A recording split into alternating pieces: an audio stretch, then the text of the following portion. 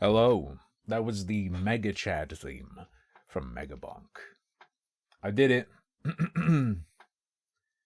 I got the Chaos Tome in Megabonk, and it took me one attempt. It's actually extremely easy to get the Chaos Tome. it's actually just really easy to do the thing where you get every shrine without stepping out of the shrine. It's actually just really easy. I was having like PTSD flashbacks to getting all the shrines in Diablo 4 and how fucking tedious that was. But of course, a Megabonk run is like half an hour to do all 3 maps. So, fucking whatever. And now I never have to do it again!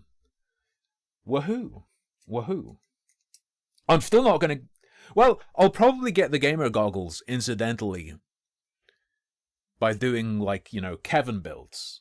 Kevin builds will probably just, like, naturally get me the gamer goggles, but I ain't ever getting Quinn's mask. Fuck ever playing as Athena. And all the kids would play in the basement. Excuse me? And every year I would go there, and they would just... What the fuck is this? Shit, you know, because I didn't play sports, and they all... The basement child. Kevin is the best item at the moment. Why have I started early? I always start early. People complain about me being late, but you're like complaining about me being late to being early, because stream technically starts at 5. Alright? Simple as. Kevin! Permaproc the Coward's Cloak. True! Cactusy. Most importantly in the meta at the moment, you use Kevin for the gold shield on Robinet. That's what everyone's using him for right now. That's the meme. I guess the plug, the zappy plug, I imagine it works on. I don't know how good that is though. I guess it depends. It's not even noon, you're way too early. Did the clocks change somewhere? Fellow balds. You're a bald pastry gay? Have you ever said this before?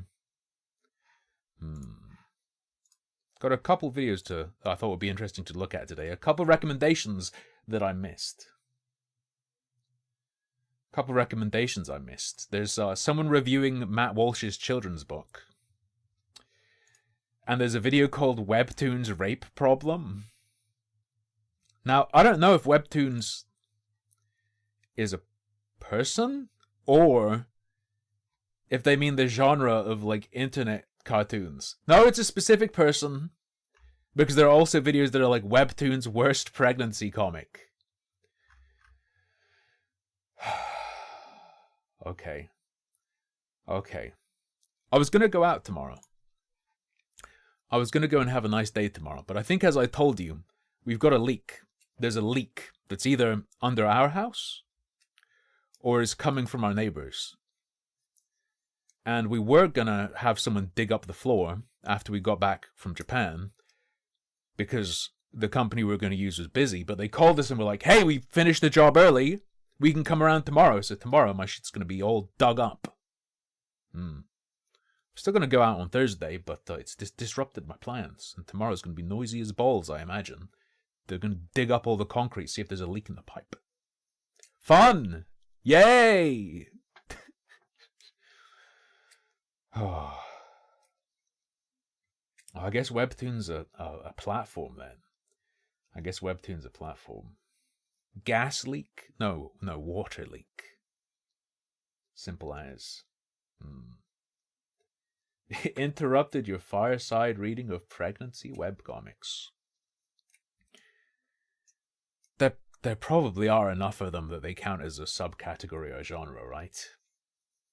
I mean, even Bum Tickly has a pregnancy webcomic. Well, a miscarriage webcomic, but it's the same thing, really. There's still pregnancy involved. It counts. You've put your mods in sensitivity training. Censor made the last black guy leave by telling him to stop masturbating. My favorite filter in the Discord is people who come in and...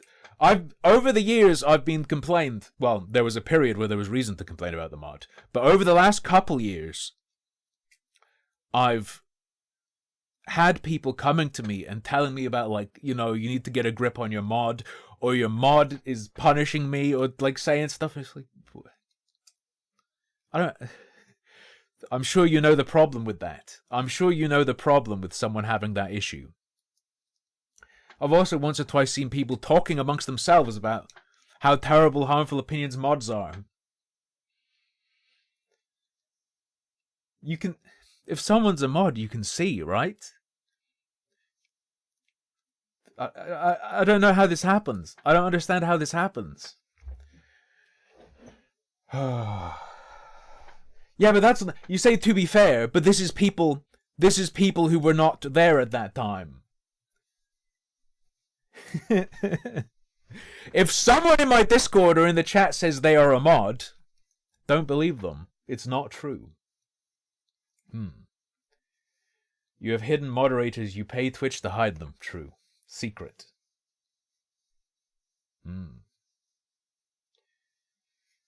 I in a disco? Always. All the world's a dance floor. Isn't that what Shakespeare said? No clue there was mods. There aren't. That's the that's the problem.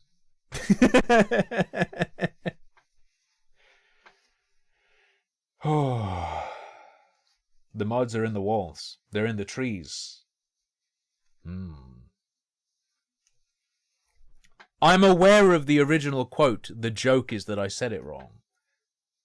Okay. Yeah, someone left because Twitch censor posted that at them. I thought they were joking, but they actually left and seemed upset. Glad you are doing Hell yeah. better. Thank you, Keldungus. Yeah, it seems like I'm getting over whatever the fuck it was. It was real bad. It was really, really fucking bad. Apparently it's a viral infection. I'm still doing the deep heat, and I still have like an aching chest, but it's just like a muscle ache on the outside. So like and I still have a bit of like breathiness, but I'm not getting real bad breathlessness. Just have to take some more breaths than normal and stuff like that. I guess I got fucking COVID raped in the middle of last month, and it just lasted. Yeah. But I'll feel fantastic after it's over. Just being able to breathe feels incredible. I spent so many days where the only thing I could do was focus on my breathing. All I could do all day for a couple weeks was I'd just be sitting around like going,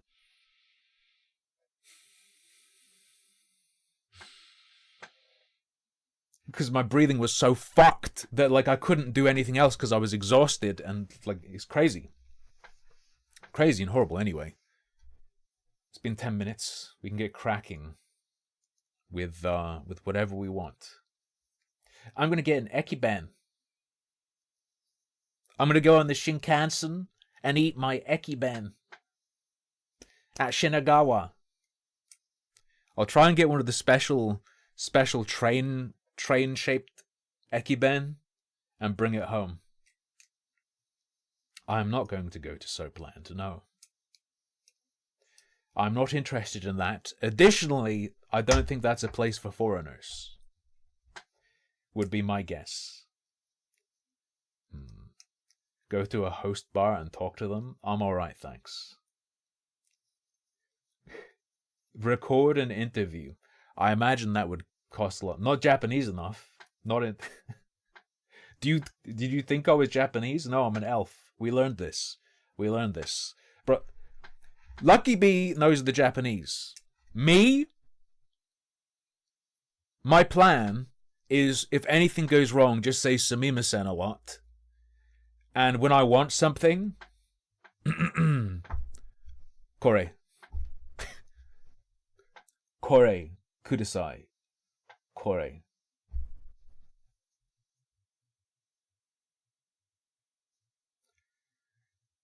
Bento o futatsu kudasai.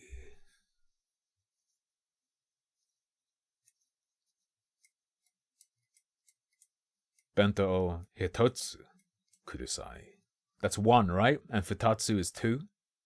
Something like that. I don't know. You just grab things and people and throw them on the checkout counter. What, and people? I mean at restaurant and stuff.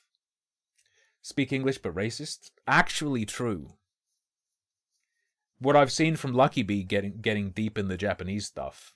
So many loanwords from English that if you don't know, just be racist and it might work. ゲーマーレジェンセレブリティベンチアード X100 Team Thank you. whatever you do not solicit underage Japanese school girls for sex. Why would I do that? I don't need that advice. It's not necessary. There is a Dark Evil update, but we're not going to do it today. I've been told he's been betrayed. Name drop Mishima. We're not going to Mishima Station. Just Odawara, okay? Hitting them with a cash register is assault. What was I going to say? I think I was going to say something. Whatever. Do you want to see something sick? Let me dox myself. Okay, hang on.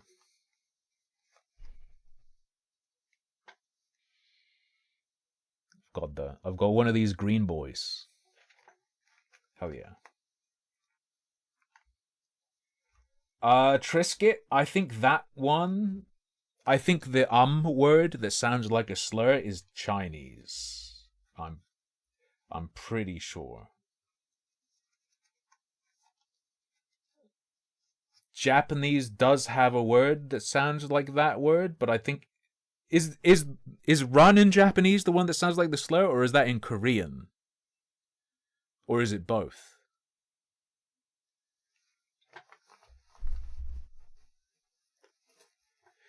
Why did I stop covering Dark Season? I never covered Dark Season. I watched one of his damn videos, and then his videos about me, and that's it. Anyway.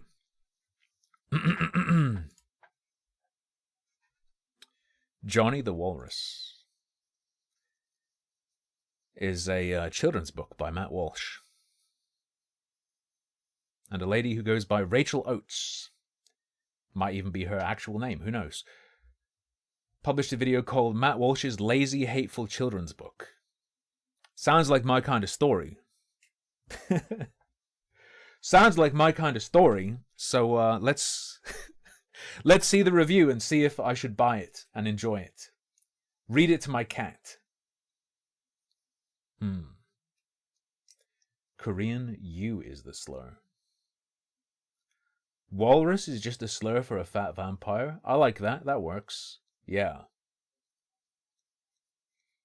Show Bendelin how he looks like Pro Sopa Insight. He can look himself. Although it is true that he does. Food review of bitter Japanese foods. Like what? I plan on when I'm in Japan filming for the food channel. There'll be like I'll like record in the hotel. I'll get like whatever weird shit from Lawson I can find or Family Mart. It's not gonna be like super weird, but you know, shit that I wouldn't find back home. Or like special edition little cute things or whatever. Record them in the hotel. And we're gonna be in Hakone overnight one night in a ryokan.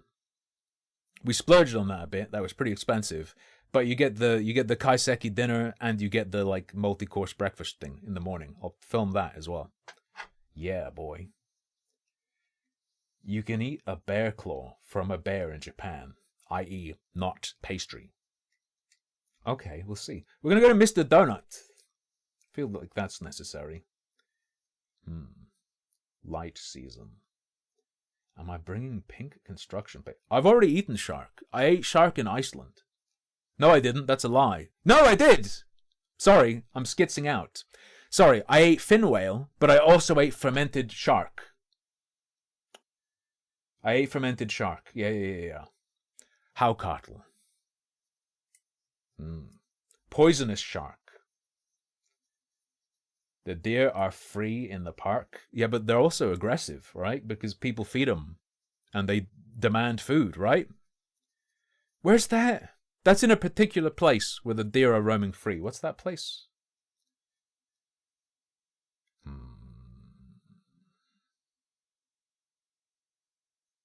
Japan. Nara. Yes, Nara. We're not going there. We're not going there. We're going to Mount Scuba. Mount Scuba.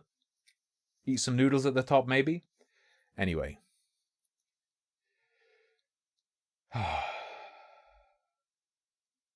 Let's see. Don't go to Cat Islands. Cat Islands are near Kamakura, right? We're going to Kamakura, but we're not going to those little islands that are further south. Whatever. Anyway. I'm all japped up in my membrane because I'm going to be in Japan in 2 weeks. Anyway. Johnny the Walrus. Lazy and hateful. Sounds like the book for me. Let's find out if it is or not. I will decide whether or not I purchase this children's book based on Rachel Oates' review. Hey everyone, and welcome back to a new video. If you don't know me, What is going on? I did this. I had it on 1.25 speed. My bad. Hey everyone, and welcome back to a new video. If you don't know me, my name is Rachel, and it's really great to have you here. We talk about everything on this channel, from feminist issues to kind of liberal social commentary to The whole spectrum of human experience. Everything. book reviews. It's a buffet where you can get fried eggs, scrambled eggs, poached egg benedict, And croque madame. occasionally a little bit of poetry analysis, and it's really nice to have you. So a couple of weeks ago now, I made a video about some creepy comments that Matt Walsh made about kids and consent and how he just doesn't understand what consent is and doesn't understand the What did he importance of say? it. And since then, people in the comments were telling me that I need to read his attempt at a children's book called Johnny the Walrus. In this book, Matt Is this going to go in a direction I didn't expect? Talking about Matt Walsh weird comments about consent and now his book? If I were her, I would have popped up his weird comments. But I guess she's smarter than me because she's directing people to her previous video. attempting to satirize, in a way, other children's books about acceptance and letting kids discover who they really are, and he's critiquing those concepts. He doesn't want kids to be who they are. There's one way to frame it. I would suggest, from his viewpoint, it's the opposite. He wants kids to be who they are. He doesn't want kids to have self-acceptance. He is, of course, and unsurprisingly, also trying to send an incredibly transphobic message. Matt Walsh hates trans people, and he continually tells the world that trans people are mutilating children, turning the kids trans. Look, they're not. But they would if they could. And so on. And he perpetuates They're overwhelmingly not, but they want to. all these harmful myths and more in this horrific book. Of course, we know none of these things are true, and so, of course, we're going to be addressing them in this video and correcting some of the misconceptions, but first, let's take a look at the book. I'm going to be debunking this children's book. Alright, let's go. And I think it's important to remember that, like, Matt has written this as a children's book to satirize other children's books, but you might say, oh, well, you know, at least he's got an adult audience. But like, no, he has gone out of his way to read this book to children. Yeah, it's a children's book. Just because there's a level on which the parents can appreciate it that would go over the heads of kids doesn't mean... Why would there even from the start be a presumption of an adult-only audience? It's for his adult audience who have kids. It's just teaching them really damn harmful messages. Okay. Hello, boys and girls. My name is Matt Walsh. I am a children's author, and I've written a book called Johnny the Walrus. This book is all about identity and imagination. What is identity? Johnny on the cover looks like someone who gets 500,000 likes on Twitter, but for incomprehensible reasons. Identity. Does anyone know what identity means? No. Do you know? You know what identity is? No? Okay. That's what this book is about. It's all about a boy who pretends to be a walrus. He identifies I'm not gonna watch the lolly culture video. I'm alright, thanks. as a walrus, and his mom's a little silly. She takes it seriously and thinks he really is a walrus. That's silly, isn't it? So what is this thing doing on the floor? We don't have to worry about that. We're going to read the book now. Okay. Johnny's I would have snipped that. a boy with a big imagination. One day he's a dog, the next day a crustacean. It's like a crab or a lobster. His growth Johnny's been reading Jordan Peterson. was just stunted. I mean, she really thinks this kid is a walrus. But it's not. No. The end. Thank you. Okay. How could he? The kid with the fucking chud cut. No, I just Hitler sat down Youth. There's another one. There's another one there. We got a bunch of them. They're going to be all over the place soon enough. You can ask your parents to buy it for you. Is there a particular ending we're looking for here, or just... Just before we get started, because I always Not chud cunt, chud cut. forget to ask, if you're new here, it would be wonderful if you want to subscribe to see more videos from me, and if you've been around a while, just check you're still subscribed, because, you know, Asking for subscriptions at $2.50? Do I need to be doing this? that's always really good. But yeah, let's jump into the video. Matt Walsh talks a lot about the left indoctrinating kids and propaganda for kids, but that's exactly what he's doing. Yeah. This is exactly what he's doing with this book. He is a hypocrite. So, Except via the parent's choice, right? the book. I'd have to imagine his propagandization problems are related to the public school system. No? This Am I wrong? Am I guessing wrong? Or is he mad and being like fucking parents propagandizing their children?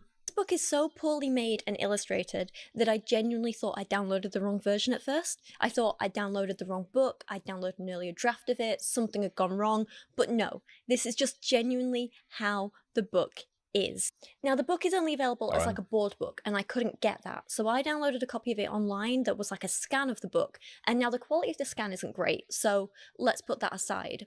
The problem I had... As in, like, you pirated it, or the ebook is shit? Is with the quality of the illustrations. They are so poor, not just technically, but they're lazily made. It is appalling. I can't believe a man with as much money and resources as Have you ever seen a kid's book before? Sometimes they do that on purpose. Matt Walsh has. Did it look like shit? It does look like shit. Yes, but I see a lot of kids' books that be looking like shit. Hire someone to make this quality of work. He's clearly, like, Matt is just lazy and cheap, and he has no pride in anything he does. If this book was really illustrated by a 6-year-old as it looks to be, then I apologize. You know, this is... That's presumably the point, though, right? They do the thing where they illustrate it in a way that looks like it could have been done by the person reading it. It's the representation meme, almost. Great work for a 6-year-old. However, I'm pretty sure it was done by an adult, and for that I have to be a little critical. And mostly I'm critiquing Matt for choosing to publish this as it is, because it's so damn unprofessional, and he has the resources to make it better. He chose to hire someone. He just chose to hire someone who created poor illustrations of a poor quality that are just lazily done. So let's have a look at the story together. This is Johnny the Walrus. Johnny's a boy with a big imagination. One day he's a dog, the next day... It does look pretty fucking... It looks... It doesn't just look like the style where it's super simple and like a child's scribble. Like, it looks like it was done in MS Paint. A crustacean. I know he's going for rhyming couplets here, which are common amongst children's books, and they're actually fantastic. Kids hearing rhymes and stuff can really help with their understanding of language and development. That's great. However... Is our children rapping? Customers have said this book is for kids aged 4 to 8, and I feel like crustacean is maybe a little bit too much of a big word for them. The other thing is, this is a board book, which is normally given to babies, and again, crustacean isn't normally a word you would see in those kinds of books. So... Okay. This is just a pet peeve I have. People who think writing a children's book is so easy because it's kids, you can do whatever, you just need to make it simple. But it's not. The people who write the best... Wait, but you're criticizing him for not having it be simple. You're criticizing him for too high a level of vocab, right? Best children's books have a genuine understanding of child development and how their understanding of language grows and develops and how to appeal to them and how to write a book which is going to be educational and enjoyable. I imagine she understands is going to say, this is like dog food. Matt Walsh is selling dog food. What do they do in dog food? Or with dog food? Often, they make it look appealing to the person who owns the dog. It's not... They have to convince the dog's owner to buy it. This book is going to be bought by parents. Right? And he's selling it on the basis of the political message. So yeah, of course. But I'm not sure about this point if it's like individual examples of vocab that she thinks is too advanced. Surely it's good to drop a couple in there, because then the parent can be like, yeah, crustacean means this, and bam, the kid's gonna remember. Matt doesn't know any of this, so if you want to look at the quality of this book as a children's book, it's just incredibly poor. One morning he came downstairs barking and clapping with... Holy fuck. That's horrendous. Holy fuck! She should have shown this earlier. Jesus Christ. Hey, look, it's Matt Walsh on the wall. This is genuinely AIDS. Morning he came down... Okay, yeah. This is beyond. This is beyond just stylized to be like a children's drawing. This is straight up DeviantArt pervert. And not the sicko pervert who's actually good at art. The average DeviantArt pervert level of art.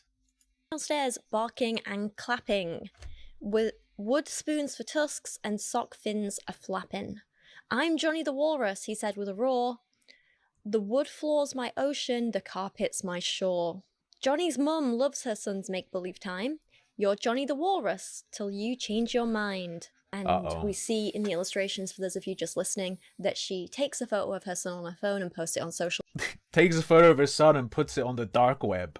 media. Which, again, can we just take a moment for that? Because, like, let's not share kids on social media without their consent, please. True. You know, Matt is like, yeah, that's the most normal and ordinary thing to do in this. It's like, nah, that's something we should be critiquing and not normalizing in kids' books. But anyway, so then a bunch of negative reactions. This is like a Thai grandma's Facebook post. This is...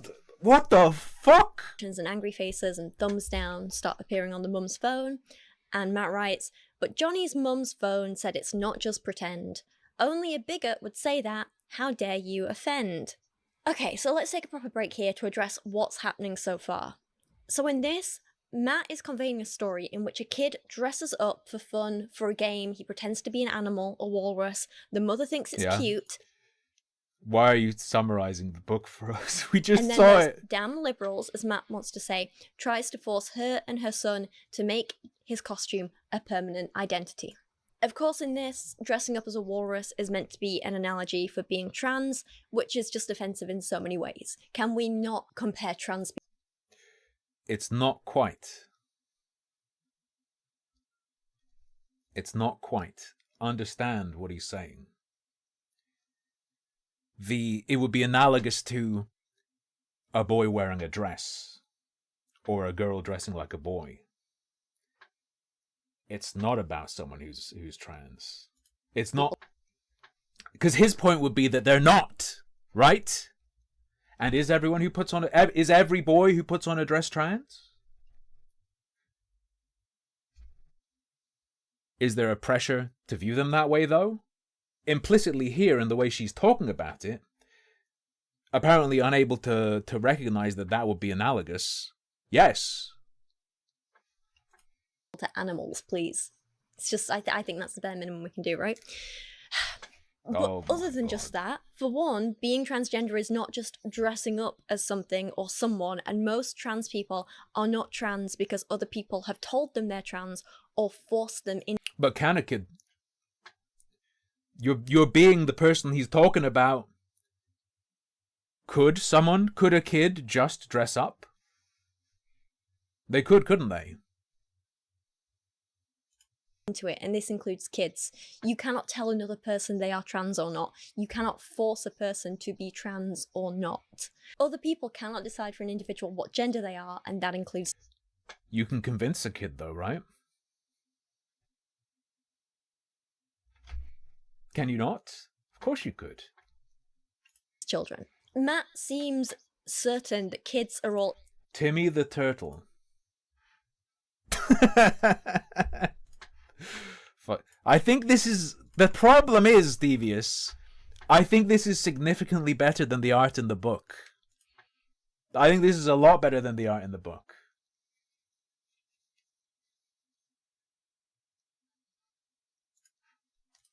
indoctrinated and forced into thinking they're a different gender. But all the studies we've ever done prove that this just isn't true. You cannot force a kid to feel like a gender they aren't, whether I think you can force them to say they do. that's the gender they were assigned at birth or not. So Alan Fox Fisher wrote a great little book for May I see what you're talking about? teens who are questioning their gender identity, titled The Trans Teen Survival Guide, which is not a book about forcing anyone to be trans, as Matt would probably try and claim it is, but instead it's a great little book for teenagers who feel like they might be questioning their own gender identity. It tells them that this is the deal with gender, this is what it is, this is what it can mean to some people, this is what it can mean to other This is the deal with gender. people, this is how some people feel about their gender identity, this is how other people feel about it.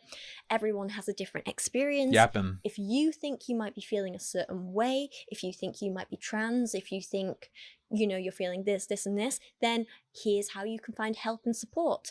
And if you do conclude that you're trans, here's what options are available to you. This is what some people choose to go through.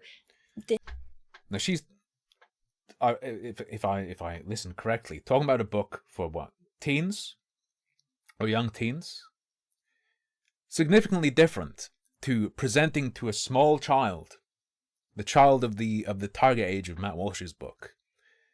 Oh, you're interested in girl things. Bringing up to them, perhaps when they didn't have that thought before, might you be a girl? Especially when the kid might understand it as, this is girl stuff and I'm doing girl things, so wait, maybe I am. You can totally plant that in their head. This is what life is like for these people. Lots of options. It's a really good educational little book for anyone who might be questioning. It's not forcing anyone to do anything or be anything that they're not. It's not telling people you have to do this, this, this, and this. It's just saying, hey, here's some options. This is what other people have been through. Here's how we can help you figure it out for yourself. In the book, they note that most kids have an idea of gender and a sense of their own gender by the age of about 3 or 4 years old. And so in a lot of kids who are trans, this is when they might start displaying signs of discomfort or gender dysphoria at having to present as or be labeled as a gender that they're not. So they write, kids who are trans will usually vocalize the fact they are trans, saying that they are in fact a different gender than the one they were assigned. For example, "Mummy, I'm a boy," or "When will I turn into a girl?" And it isn't just one flippant comment. Here we go. So it's not like in Matt Walsh's book where like they just dress up as something one time and it's like, oh, it must be that. It's a consistent thing. What do you think might happen if you have parents primed to look for that and leading kids? Yeah, it isn't just one flippant. What if the parent has in their mind, my kid's suffering and it could be because they're trans, and they want to identify that? So they end up presenting to the kid who feels bad in some way or is behaving strangely.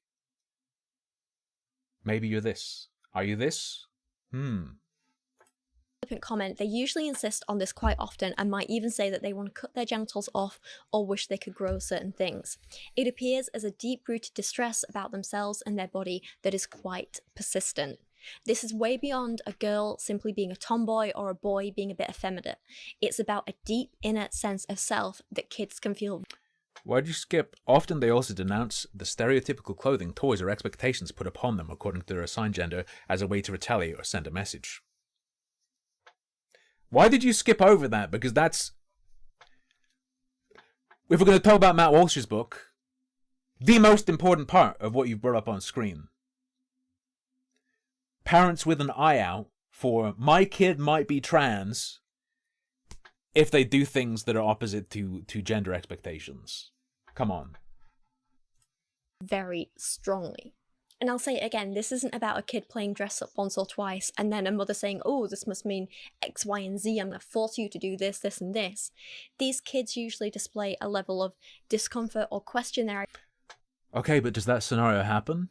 I think it fucking does. Identity consistently over a prolonged period of time.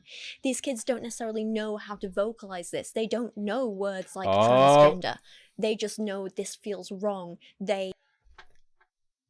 And then you think that's what's happening, and you give them that language.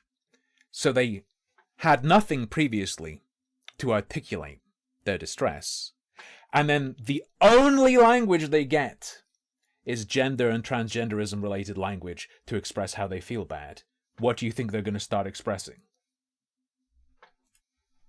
Know that they're not a boy or a girl, and they question this, they look for support in this, they feel discomfort about this. The Fishers go on to suggest that letting your child explore and experiment with expression is the best thing you can do, and forcing them to wear or do something they don't want is quite distressing for them and can cause harm. And this is something that Matt... Can I see the whole thing? You can usually tell what makes your child happy and what doesn't, so just make sure you're allowing your kid to explore their gender identity and expression. Just because they are gender non-conforming doesn't necessarily mean that they are in fact trans, but your kid will most likely be very vocal about it if they are, and you'll know. They don't want is quite distressing for them and can cause harm. And this is something that Matt Walsh does not understand at all. He literally portrays it as like, if you're a liberal parent, then you'll force your kid to present as the opposite gender no matter what they say, and blah blah blah, as we'll see in the next part of this. He didn't present it as that in the snippet you've shown so far. He suggested there's a cultural pressure, specifically on the social medias, where there are people who will interpret. He's analogizing to like a kid doing dress up. There are people who will see that and decide, wow, that's the sign, that's the flag. This is a trans kid. You need to make sure you're going down that path for him. Book, and I think it's a bit funny different. Because not funny, haha, funny like, oh god, can you believe he's doing this? But it's funny because Matt is critiquing liberal parents in this book because he thinks liberal parents force their kids to be trans against their will, basically. When actually the opposite happens. It's only ever conservative parents forcing their trans kids to be cis. He doesn't realise that what him and other right-wingers are doing is forcing trans kids to present as cis, and that causes harm. So when he's critiquing a mother in this book for forcing... And the opposite could never happen or cause any harm, right? Certainly not famously. Certainly not as part of an experiment. Her kid to be something they're not. He doesn't realise that that's exactly what he's doing. And that's what causes the harm, forcing a kid to be someone they're not. It's nothing to do with whether they're actually trans or cis or not. It's to do with the forcing the kid. That's where the issue lies. And I would say that most non-transphobic parents who have a kid who is questioning their gender identity isn't going to be forcing them to present in a certain way or do certain things. She seems hung up on force. Force. You can lead children very easily without making demands of them. That's one of the elements of them being so incredibly vulnerable. Just allowing their kid time to explore and figure things out for themselves is the healthiest thing you can do, you know? Matt really pushes in this book and seems to really believe this idea that kids will never be trans if they never hear the word transgender, you know, but we all know that ignorance doesn't replace reality. Kenny Ethan Jones is a trans man who wrote of his own experience. As a child, I didn't know what transness was, but even without the language to put to it, I knew it felt true. I wasn't delusional. I understood the difference between boys and girls. I just felt like somehow society got it wrong when categorizing me. He was a kid who didn't know he was transgender in those words, but he didn't know what being transgender was. He just knew there was something wrong inside him, and he didn't have the words to describe it and get help.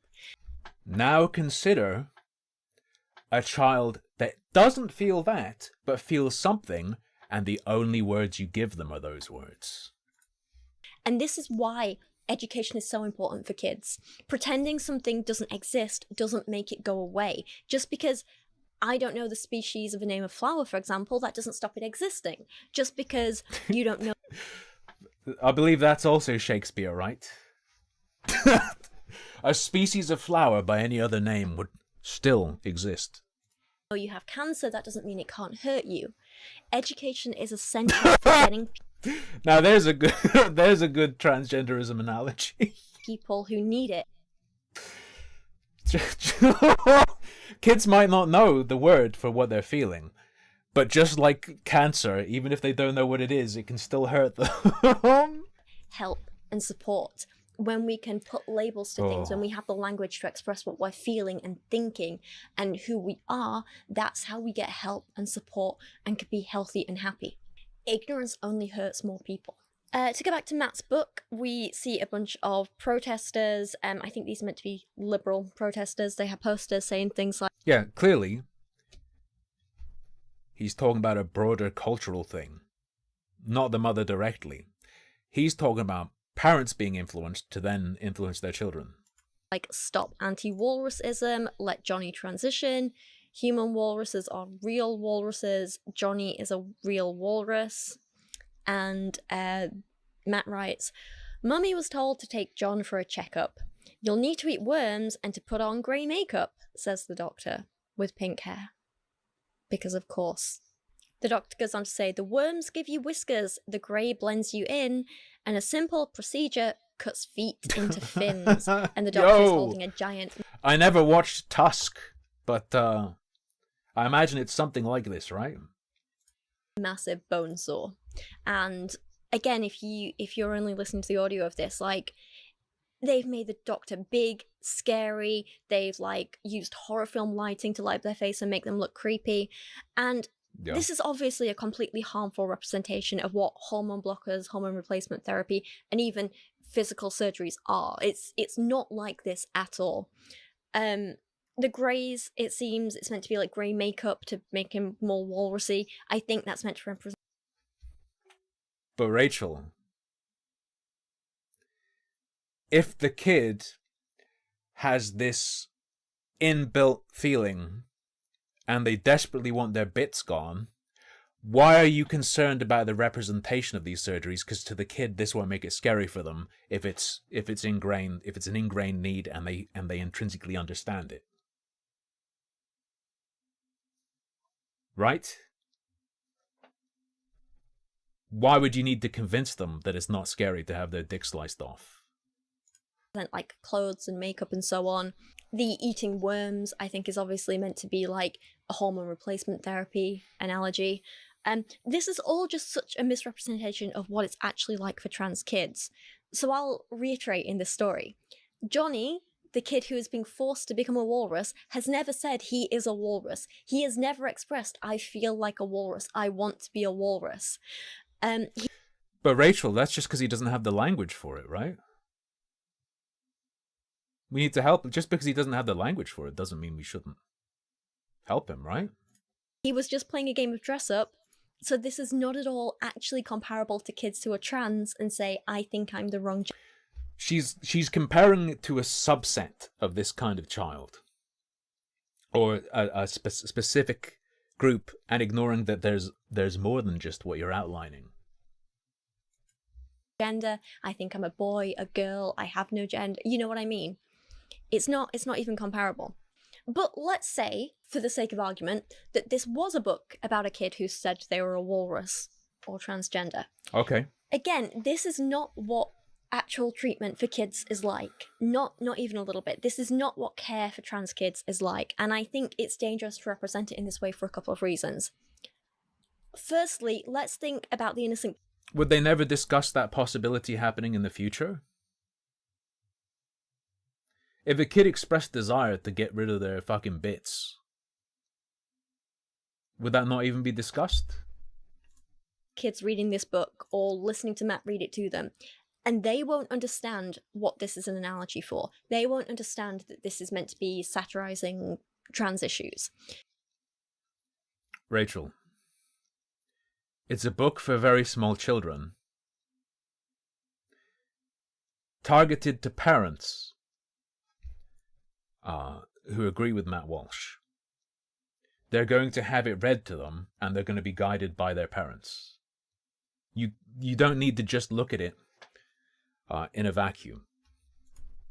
All this section is teaching them is that doctors are scary and you can't trust them, and that's really damn dangerous, because if these kids do have health problems and it's going to be read to them by their parents, do need to see a doctor, they're just going to be petrified and not maybe be able to express what's happening to them. They're not going to be able to get the help that they need, and that's really dangerous. Secondly, it's perpetuating harmful myths about what healthcare is actually like for trans people, and this is just going to make it harder for trans people in the future to get the access to the care that they need. So what are these harmful myths that I keep mentioning? Okay, Well, for starters, let's in this go. book, I'd say Johnny looks to be about 5 or 6 years old. Maybe, I'm not sure, I'm bad at judging kids' ages, but I think it's around that. I mean, also it's a fucking scribble, so If a kid of 5 or 6 years old ever expressed that they thought they might be transgender, they would never be given hormone blockers, hormone replacement treatments, and they definitely wouldn't be given any gender reassignment surgeries. Just absolutely. To even claim that they would do this to a 5 or 6-year-old kid. he's not claiming that they do that in the book, right? You've got a very, very, very literal read of Is this analogy. fear-mongering and false. The kid might speak to some doctors, they might see therapists, they might start getting help, they might start changing the way they dress. Understand, it's down the road. Puberty blockers would also be not that far down the road. They might ask to have different pronouns used for them, but they would never get medical treatment at 5 or 6 years old. The very first... They might ask to have different pronouns used when referring to them.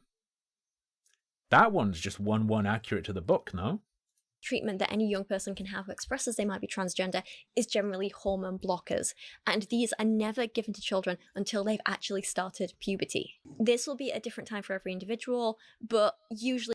Do you think it will be discussed prior to then, perhaps? Or do they not even talk about it or consider it? It won't be until somewhere between the ages of 12 and 17. And even then, it's not as simple as just showing up and being handed a bunch of medication. There's hoops people have to jump through. There's different treatments, seeing different doctors, going to therapies and all sorts. When might that start? When might that path start? So Kenny Ethan Jones, who we mentioned a little bit ago, he wrote a great book called Dear Cisgender People, A Guide to Trans Allyship and Empathy. And in it, Jesus Christ.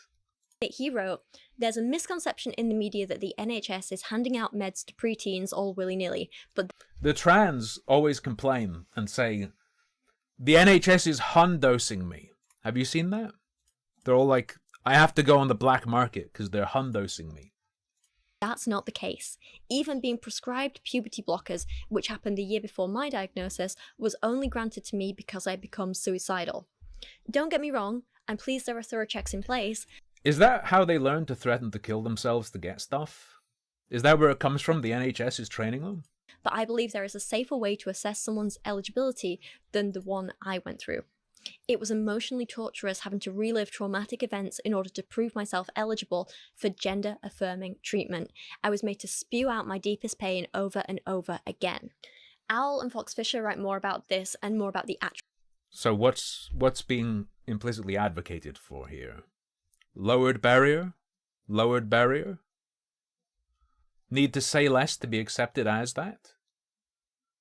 What would the knock-on effect of that be? process for teens in detail. So they write that puberty blockers, also known as hormone blockers or hormone stoppers, are medicines that have been used for quite some time now. They have been used for all sorts of different things, but in the case of trans people, they are taken to slow down the effects of puberty so that trans teens don't have to go through puberty that could absolutely devastate them.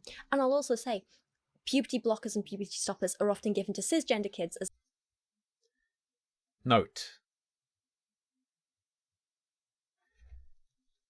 Matt Walsh presenting the care as an impending terror. Propaganda. Scaring children, right? Manipulating them. Talking about puberty coming could fucking destroy you! That's fine. That's not gonna fuck with a confused kid. Puberty's coming and then it's too fucking late. It could ravage you. Could make you want to die. Terror! Terror! That's fine. As well, who start puberty too early in a way that could be detrimental to their health or social development or other things. Puberty blockers are gender-affirming care. They are not just care for trans people. Yes, they're gender-affirming for trans people as well, but that could be gender-affirming for cis people as well. People don't really understand what the... Yo, I'm a M to M to M trans. I need those roids to get fucking huge. Term gender-affirming means, and that's an issue. Alan Fox Fisher go on to write, It's about alleviating some of the Do they still give boob jobs on the NHS? There was that woman in the news years and years ago where she was like, I don't feel like enough of a woman. I need a boob job on the NHS. And I believe she got it. distress they might feel, i.e. puberty blockers are used to increase the well-being of trans teen. I mean, hairy man-tits. Puberty blockers are also used for, like, if you have, like, a fucked up puberty or, like, super, super early. Are used in a way that's damaging, right? What's it called? Precocious puberty? to increase the well-being of trans teens and prevent dysphoria, depression, and poor mental health. Puberty blockers can therefore be a lifesaver for trans teens. Puberty blockers can be prescribed at the start of puberty and are prescribed for a few years at a time, or until people are between 16 and 18 years old. Around that age, you can make a decision on whether you want to start cross hormones that will start shaping your body and sex characteristics in a way that you want. Later on, when you're 18, you can make decisions on whether you want to undergo any surgeries. Just remember that you're under no obligation to do so, and that all trans people and their journeys are different. Again, though, the surgeries, the drugs, that's all chill. We will present puberty as terrifying, though. We will present your body doing it what it wants in a way that is typical. Obviously, there's shit your body can do on its own that's real bad. I mean, cancer, even. Presenting any of the treatments as potentially scary or devastating? No. Presenting puberty as terrifying? Yes. And that's such an important thing to remember that people like Matt Walsh just seem to ignore and forget. They go on to write that a rather persistent and false myth states that trans children and trans teenagers are being given access to cross hormones and surgeries in droves. This couldn't be farther from the truth, as in most countries, trans children and teenagers, and trans people in general, don't even have access to such healthcare. Would you want it to be happening in droves, though? It's not happening, but if it was, would that be good? Do you want it to happen? It's only a handful of countries that actually offer services to trans children and teens, and in the UK there are no medical interventions provided until after a teenager hits puberty. And even then, they are certainly not given access to cross hormones that will alter their body, nor are they given any type of surgeries. Cool. Do you think Instead, they should those be? who are able to access the services are given what are called puberty hormone Or blockers does that person or think hormone they should stoppers, be? as we've been saying. I feel like I'm saying hormone weird. Sorry, I don't know why. And the thing to remember is that hormone blockers, hormone stoppers are reversible. If you stop taking them, puberty will start again. Your hormone Careful.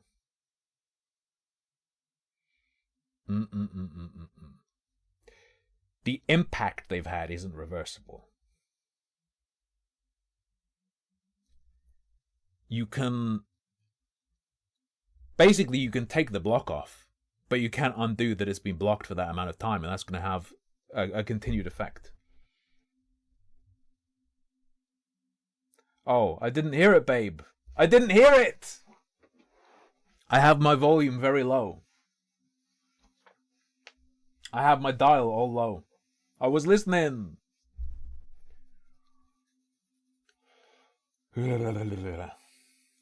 hormones will start producing again as normal. This is not irreversible and irreparable. And if these teens Irreparable. You are going to be different to if you hadn't done that. You will be different to if you hadn't done that. who need them don't get puberty blockers when they need them, then the results can be devastating. We're talking depression, self-harm, suicide, all... Notice. The impact of having them couldn't be any problems. Couldn't be any problems. Not having them, now that can be really dangerous. incredibly common amongst trans kids and teens who are forced to go through puberty against their will and see their body... Imagine a child having it presented this way. Imagine. Oh, this might help you, and it can be undone anyway. Understand it can be undone anyway. But if you go through puberty, you're fucked. change into someone they're not.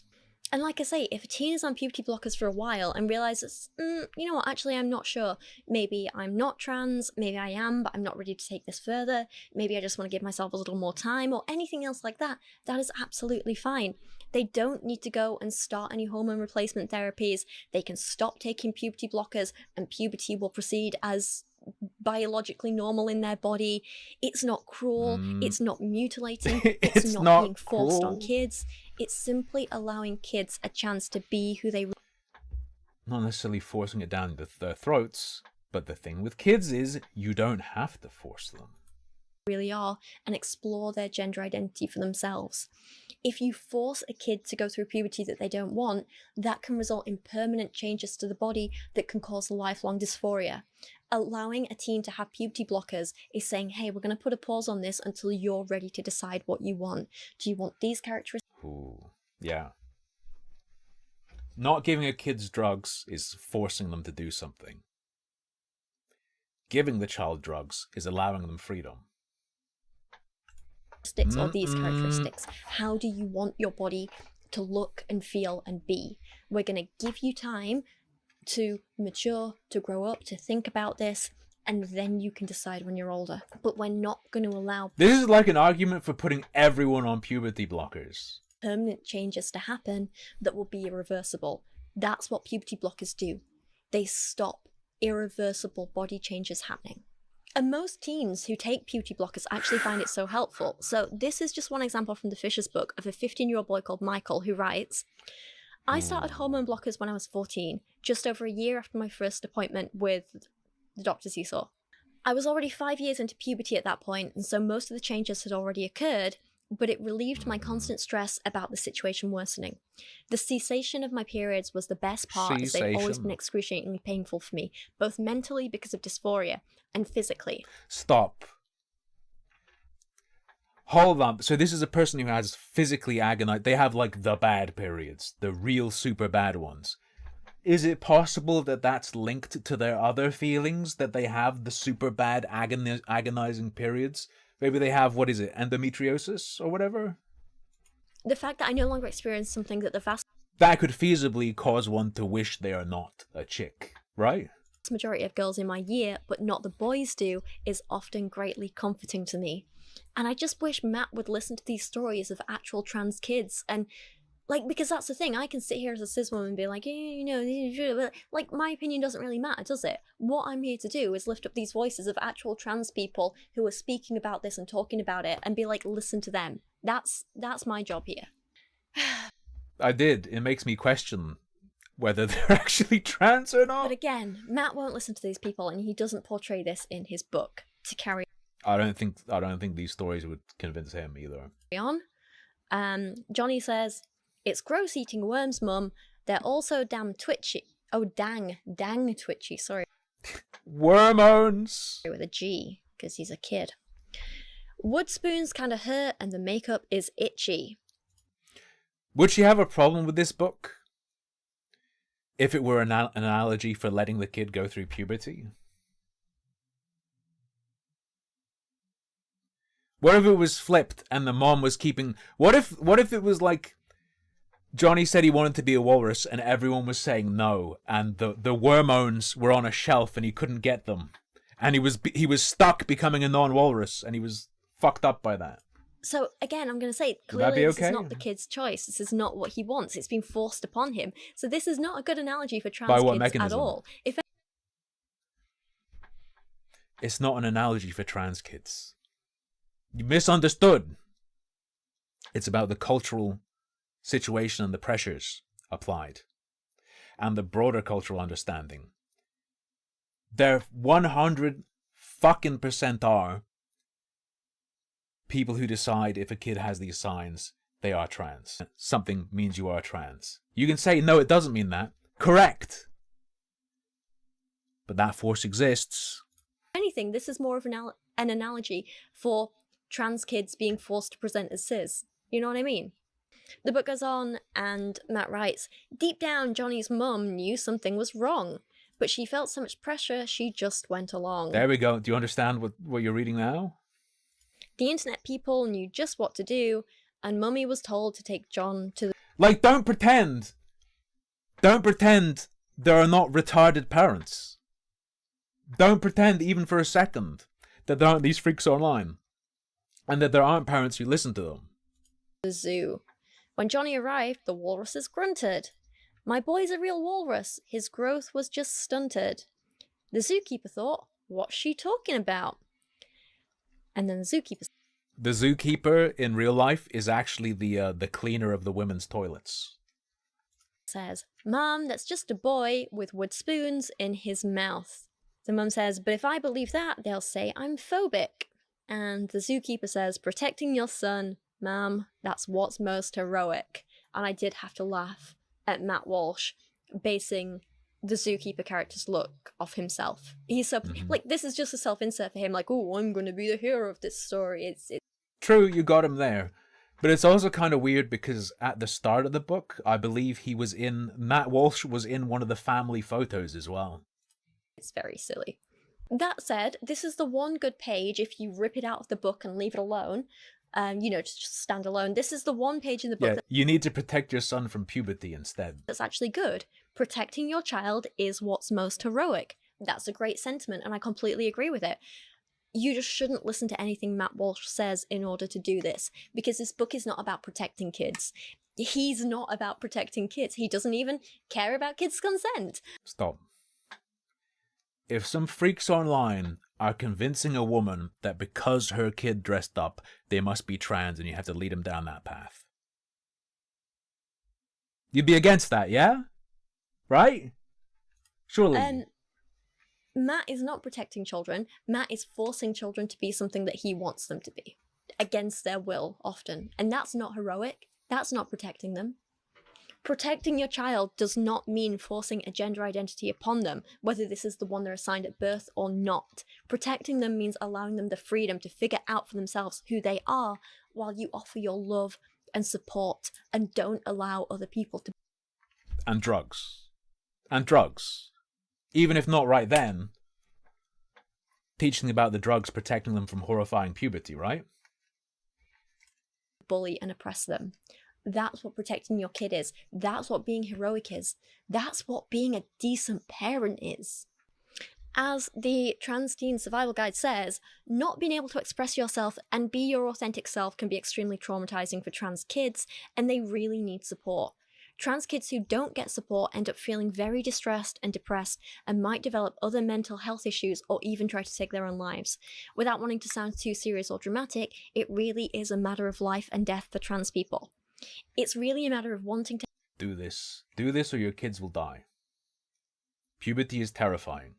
Have a child who is allowed to be themselves and feel happy, as opposed to suppressing them and forcing them to internalize this, causing serious negative effects on their mental health and inner turmoil. As Kenny reminds us in his book, transphobic hate crimes in the UK quadrupled between 2015 and 2020. In 2022, Medical News Today reported that transgender adolescents were 7.6 times as likely to attempt suicide as their cis peers. Think about this for a second. The implication, surely, is that there's a causal link. The treatment of them leads to that. Is I think what's clearly implied. One could argue that by feeding into their delusions, you're also putting them in societal danger from the society. Situation is even more concerning for those in the Black trans community who experience homelessness at 5. Not that they should be abused, but I think this is irrelevant to how you treat your little kid. 5 times the rate of the general population.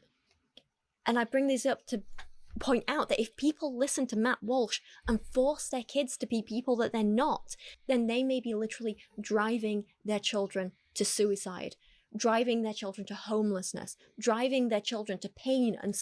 Right, you're the people on the internet he's talking about, though. If you're going to present as absolute horror nightmare vortex your kid being trans and you don't set them up to get the drugs and surgery in future and all that stuff, that's the true danger. They'll kill themselves, they'll be all fucked up, they'll be ruined.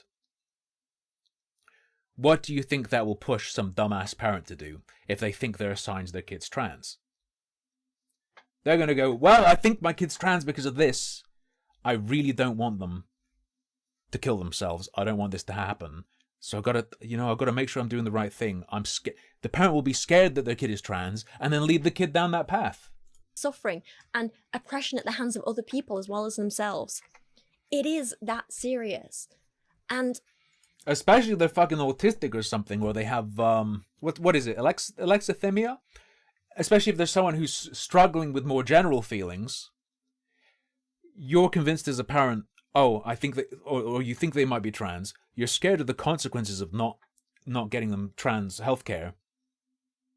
The kid doesn't understand what's going on, but they have a parent explaining, could be this, it's probably this. Look what bad can happen if I let you go down your normal path without intervention. I don't see how any decent parent would want that for their child. The book ends with a picture of the mother taking the spoons out of the kid's mouth and says, at last, Johnny's mummy was able This is an analogy for taking breast implants out. to see that Johnny is not what he's pretending to be. Now, mummy ignores the mean things on her phone, while Johnny pretends he's a bird flying home. And this is where the book ends, with Matt's insinuation that trans people are just pretending to be whatever gender they are, which we obviously know is not true. Well, I mean, if gender is a social construct, isn't everyone? Just saying. The underlying problem in all this, though, is that Matt Walsh has lived such a privileged life. Oh my fuck. And he fundamentally lacks empathy for other people. So he can't imagine anyone in this world having a different experience to him or different values to him. And so when anyone says, well, I think he very much does understand people having different values, and there is opposition, yeah. I have a different experience to you, he just mocks them and belittles them and puts them down and bullies them to the point where he is oppressing and hurting these people. He looks at a trans woman and thinks, well, we both started off being assigned male, but I don't want to be a woman, so they must be pretending. And that's just the most insane logic. I don't think that would be where it's coming from, no. Because he just doesn't have empathy for other people. He can't put himself in other people's shoes. Where Can't did see you get that other that people from? Don't have the same experiences as him. I think instead he needs to reframe the way he's thinking, and instead think about like him himself as he is now and how he feels about his gender identity and who he is as a man. I don't feel anything about gender identity, I just am. I think the entire intellectual construction is just is fabricated, and it's like being a goth or something. And start thinking, well, what if you were actually assigned female at birth? What if you were born with a vagina, for example? What if you were born and assigned a Then I'd be a woman. woman and had to go through female puberty and have periods and grow breasts, for example? But in your mind, you were still Matt Walsh and you were still a man and you still wanted your beard and your muscles and your penis, assuming he has one. I'm not sure at this point. But My understanding of who I am and what I am comes from self-observation. I feel like there might be a problem on her part and these people's part of not understanding that. And when you teach kids about this stuff, it's like teaching a kid what it is to be goth, and some people are goth and some people aren't. It's real in that it's an idea that exists, but you're teaching them to start to view things in a certain way that opens the door to the idea of that thing being wrong, rather than understanding what you are from seeing what you are. I joke. But I think he needs to reframe it in that way and understand that if he was suddenly in a woman's body and going through everything a woman does, but he knew he was a man, he'd feel wrong, wouldn't he? How would he know he's a man, though? How do you gain knowledge of your gender? From whence comes that? He'd feel messed up. I imagine she'd agree it's shaped by society, right? And that's what it's like for trans people. It's not about pretending. That's not how bodies and biology work. And I always find it really interesting when people start talking about like biological males and females and this and this. And I'm like, do you not realize that the stuff that's going on in your brain is part of your biology? So when a person is transgender, they may, how do I put this? She's trying not to say it's a mental illness. She's trying real hard. Careful. They may be in some ways sexually male or female. They may have certain genitals. They may have certain chromosomes. They may have certain hormones that their body is producing. But their brain is saying, I'm X gender. Yeah, but what's gender? Careful. What is gender, and why would their brain be saying that? Is gender innate? As something separate from sex? Is your understanding of gender shaped by society, i.e. is it a social construct? I have to imagine she'd say yes. A man, I'm a woman, I'm whatever. And with your brain telling you that, and every part of your consciousness screaming, this is who I am, that is a part of your biology. You know what? You were told the old in the wrong body idea itself was somehow transphobic. That's because there are the two sides of the trans coin. That would be the trans medicalist side, the whole born in the wrong body thing. What I mean? The people who reject that consider it transphobic. So, good girl. I think you can be, for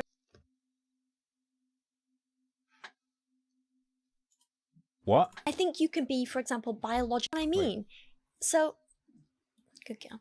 I think you can be, for example, I imagine she must have a pet there or something under the table. biologically male and biologically a woman at the same time. So, chiaroscuro fugue. If you are pretending to be trans, it's also part of your biology. True. Actually, yeah, sure. If you're going to go down this materialist route and say, look, thought is generated by the brain, so any thought is part of is comes from your biology and is intrinsically linked to your biology. Yeah, wait, that validates Matt's shit about the kid thinking he's a walrus. Or biologically female and If someone thinks they're a walrus in this view, then they are biologically a walrus on the level that their brain, which is part of their biology, is generating that thought, surely. biologically a man. Do you know what I mean? What's happening in your head is still a part of your biology. It's still real. And I just feel like this... Ooh. Yeah, but like Pokemon is real. Goth is real. Punk is real. Real doesn't say that much about something, though, does it? is something that so many people forget. They seem to think that, well, you know, if your head's telling you something, if you're having these feelings or whatever, like, it can't be real. I'm like, yes, but it is. It is real. And I've spoken about it before, but... Holy fuck. There's whole studies that show that, like, the entire brain structure and brain chemistry of trans people is more aligned with the gender they feel they are than the gender they were assigned at birth. That would surely require or suggest that that should be a test done to transgender people, right? So here's where the transmedicalist, the reason people don't like transmedicalism comes from, because this would mean, oh, we can actually do a test. If we accept that and that's the case, you then have a test for transgenderism. They don't want that. So trans men have more... Because if we go, oh, this proves it, that's it, okay, before you can transition or start doing anything then, you have to get the brain scan. And if it shows that, fine, and if it doesn't, not trans. Typically male, if you want to put it that way, brains, and then obviously like a cisgender woman does. So their brains are male, you know? It's anyway. So it could be argued that their brains are in fact male because they're men. Do you know what I mean? Anyway. My point is, Matt Walsh is dumb and lacks empathy, and he is indoctrinating children, and he should be kept away from all kids forever because he is creepy as hell and we don't like him. But that's where I'm going to end this video. It's kind of hard not to indoctrinate children. You actually have to. There is no way not to. You can do the whole teach them how to think, what to think. You can't teach like a newborn how to think. In fact, even that you're teaching them a language is indoctrination. Today. So thank you for watching. Thank you for being here. You will be instilling a set of values and understanding in a kid. It's unavoidable. Yours is just different to his. Yeah, I appreciate you. I know this was a shorter video, but I just wanted to talk about this because it's... The problem comes, I think, when the parents are being undermined or it's being done in a subversive way. Like there was the whole Tuttle Twins thing where they were bragging about how, yeah, parents will buy the books and it will teach the kids this and the parents don't even realize. And then the parents can't argue against our book and then they end up both believing it. It's like, that's not how material for parents should work. It's ridiculous. And yeah, I appreciate your support. If you want to see more about me and my life and what I'm doing, I've been doing some really cool stuff lately, photographing some... Also, I like the implication that a kid would not be taught this way otherwise by a parent who decided to get this book. Right? Who do you think is raising the kid that gets this book purchased for them? Like what? Did you model the scenario in your head? Great bands and shows and things like that. Then you can follow me over on Instagram at Rachel Oates with a 0. My new book Outside is available now and I'm really, really excited about it. It's an amazing, almost 300-page collection of photography, paintings, short essays and poetry, and it's my baby. I've worked so hard on this and it's absolutely terrifying putting it out into the world, but I'm finally feeling brave enough to share it with you guys. So if you want to get a copy of that, you can do. It's available as a hardback, which also comes with a code, so you can download a free audiobook version of it from my website, or you can get it as an ebook. And it's available on all Amazons that I could make it available on. They deal with the printing and fulfillment for me. So yeah, there you go. Sometimes these serious topics do get demonetized by YouTube, so if you want to keep Ukulele spotted. seeing me make videos like this, then you can support me over on Patreon for as little as £1 or $1 a month. I try and keep it all as cheap. You can support me on Patreon by signing up for free as possible, and I also post things like extra photos over there. I think you can do that on Patreon, right? Sometimes script notes. There's some little extra like arty videos and stuff like that, and yeah. And at the higher tiers, you can also get exclusive stickers and photography and art prints sent out to you every couple of months. So, well, if you like this video, you can go support her and get that stuff. Let's see you playing that ukulele. We got any? No?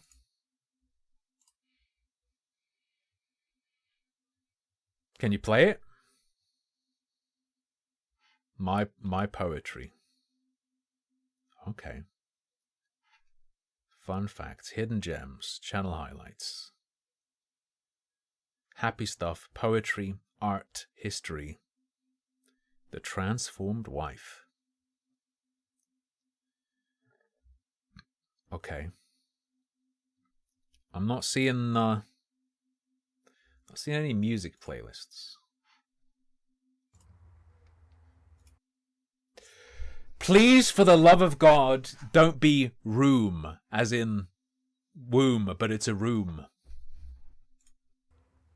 There's a room in my house that everyone has an opinion about. Holy fuck. Okay, it's a... It's a Roe versus Wade poem. It is. But it's in my house. Right? But it's in my house. It's my property. Yeah? Some days I'll be sitting at home when a gaggle of people barge in, uninvited, to inspect the room. They warn me, it's no use sitting empty. Think of the potential. Chat, you already got her. She comes pre-seethed. Be more grateful. Some people aren't lucky enough to have a room like this. I'm sorry for them, of course, but why did they get to decide what I do with my room in my... What you've done is not make a poem. You've decided to talk about your womb but search and replace womb. My house. Daily, I'm interrogated from every angle. How many people have passed through here? How long did they stay? And then, squinting at me with hushed voices, did they leave? So, okay.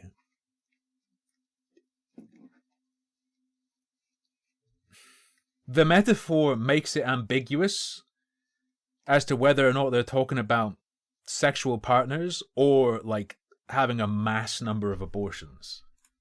Or did you evict them? There we They go. look at me like I'm a monster, a landlord from hell to a room that's always been vacant. This just won't do, they chastise. And who wants an Let me old, in. used room anyway? Storming out in disgust, they don't hear my sighs of relief.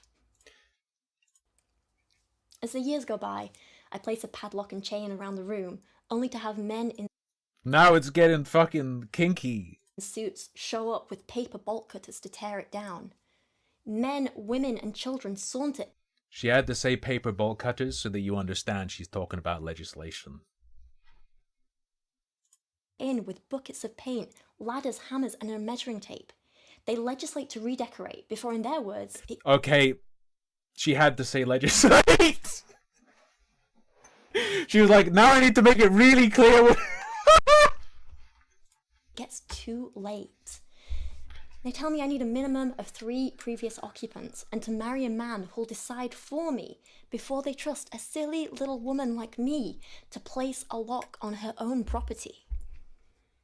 Without my locks, I live in fear that one day I'll wake up and find an unwanted guest in my spare room.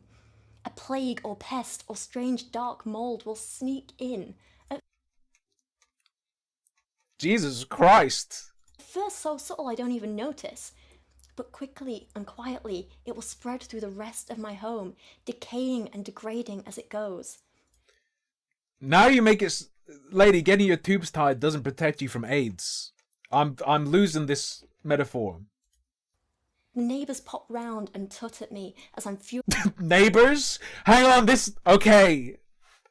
I need a padlock for my womb, because otherwise neighbors are going to fill me with a disease that rots my body.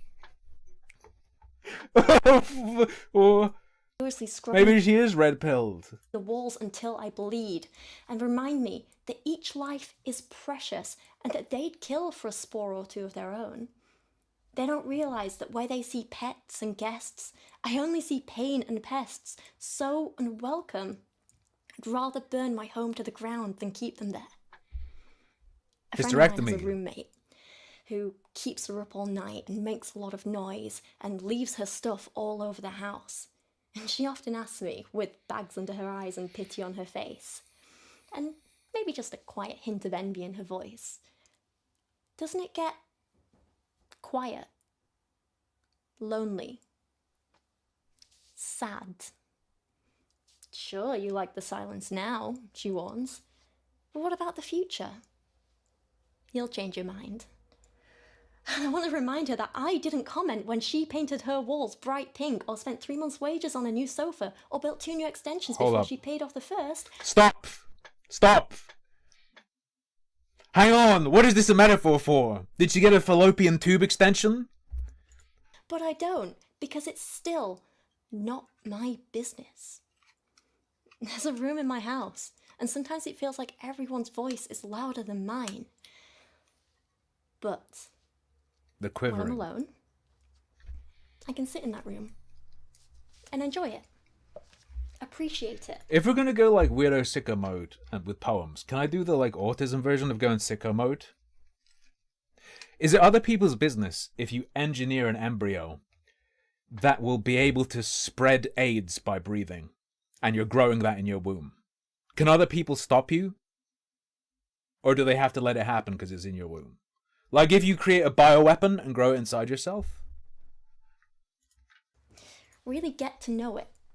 I run my fingers along its smooth walls and lay on the thick, soft carpets and stare up at the unblemished ceiling. I would agree, you do appear to have curled into yourself, yes. I bask in the calm and the quiet and inhale the scent of freedom and home. She got the candles. She got the goo candle. What is it? Who was it? Who's the celeb who has the "this candle smells like my vagina" thing? Being alone that is so uniquely me. Goop. That's the one. And once I reminded Gwyneth myself Paltrow, that yeah. empty does not mean it is without purpose, without beauty, without joy. Empty is not lonely or cold or wasted potential. Empty is exactly what I make of it. My responsibility, my gift, and my burden. I'm still stuck on the "yeah, I just fucking breathe in my pussy" thing part of the poem. And I won't bend or break or lean or fall. I'll maintain my right to close the door because I can. And I close the door because there's a room in my house and it's all mine.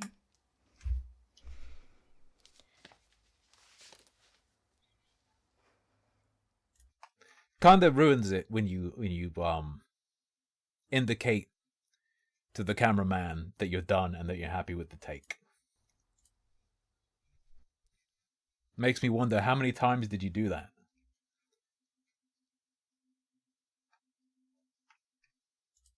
Daisy shoot.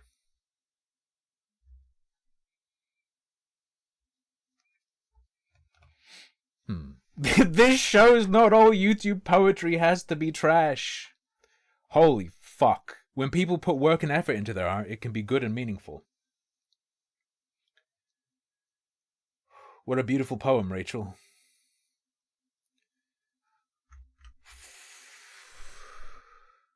This is a cultural stream now, okay? Misery Symphony. Ripping open my chest, you snap my ribs one by one. It feels like that happened to me this past month. And arrange my organs around you on stage. Your own private orchestra. You plucked the stitches from my seeping skin like honeyed guitar strings, note by note. Is that fucking Bidulph Grange Garden? Making a melody from my memories. You tie twine to my teeth, shove them in a box and call it a piano. You stomp on my heart. Where while I is she? keep skipping beats. You wave blood-soaked hands around, directing my parts this way and that. Squeeze my lungs like an accordion and stomp your feet when my tuneless breath catches in my callously displayed throat. And yet, it still surprises me how quick... Okay, let's try Heroes. Lame. I envied Saturday morning cartoon heroes. Batfink with his wings a shield of steel, and Williams wish Wellington's wishing him away. Roadrunner's Yo, all those W's. speed and She's just throwing all the W's away at us. Superman's flight and Batman's strength to fight for what's right. I envied them. The last time he hit me was with a tennis racket around the head. And seeing stars, I'd lay on When my dad said bitch, I was raped. grass while birds flew overhead, circling and frenzied. Just like the cartoons, each week was just like the last, yet each a little different.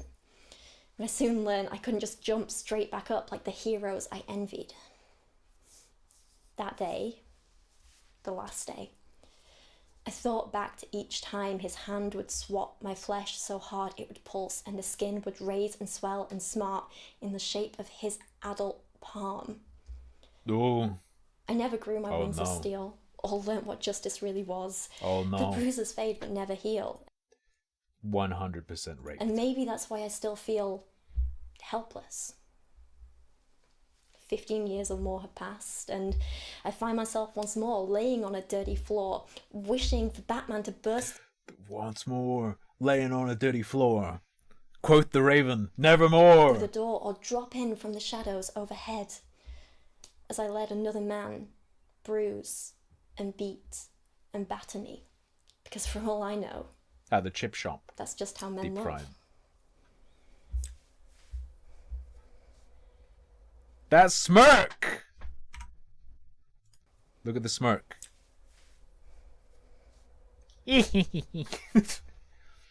How can you say you love her if you don't even break her ribcage? Alright, I'm curious now. What else we got? Book talk. Deep dive into male loneliness. TikToker traps live animals in acrylic nails. Holy shit, at least she doesn't electrocute them. And then touches one of those orbs. What we got? Most dangerous pickup artist on YouTube. Colleen Hoover excuses cheating. What's her oldest? Favorite books, book wrap up. Why I went to Warwick University. You know what's sick? Warwick Castle. Go down in the dungeon. Religion versus relationships. Did God forget about this? Are we all secretly racist? Okay. Okay.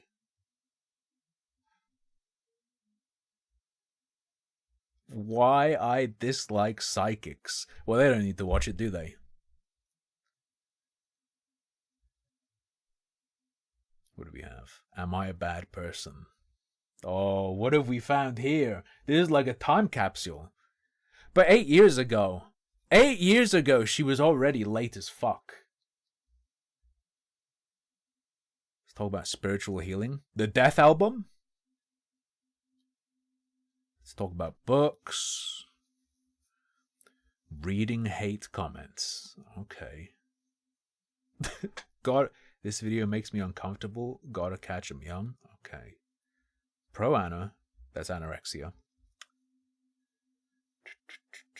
Anyway, what is this? Did God forget about us? Hey everyone, my name is Rachel, and hopefully really quick video for you today, but before I start... Don't grow up, it's a trap. Highly relevant to her recent video on Matt Walsh. Curious. Perhaps she has perhaps she has a secret special interest in puberty blockers. I'm just going to say, I have ordered a new microphone and it should be here by the end of today. So, next week I am going to hopefully have some pretty decent sound quality for once, which is kind of exciting and I can't wait. But now to get back into the kind of main chunk and the bulk of this video. I've been thinking a little bit recently and I have a couple of questions that I was hoping I could kind of put to you guys and see what you think about a few things. Right. So maybe some other atheists will agree with me on this. Maybe some religious people will be able to tell me that I'm wrong, why I'm wrong, tell me I'm an idiot, whatever you want. Okay. But here's what I've been thinking about. So speaking like completely hypothetically here, let's just assume that the Bible is true. That, you know, let's ignore all the inconsistencies, ignore all the like... I'm not really familiar enough with the Bible in its entirety to fully grasp the implications of the Bible being true in its entirety, but fine. Random little facts it gets wrong and mixes up, and names that are wrong, and anything like that. Let's ignore all of that, okay? Let's pretend, let's assume hypothetically for now that the Bible is true, everything in it is true, and that the things it writes about are in fact the word of a God. A God does exist, and the Bible is his words. I'm sure I could have said that better. I'm not sure that's quite it, but whatever. So, assuming all of this, the Bible is full of rules that have been set down by God, and, you know, it's all full of things like we shouldn't kill people, we shouldn't steal, we shouldn't mix meat and dairy in a meal, we shouldn't plant more than one type of seed in a field, you know, the important stuff, right? So, God gave us all these rules, like, a couple of thousand years ago now, and then he just stopped. And I want to know why. I mean, throughout the Bible, you can see that God does kind of... I feel like... I'm not even going to. Okay. Ladies, submit to your husband. She could do a heel turn and act... Updating Pascal's wager! Ah! Coming out as atheist.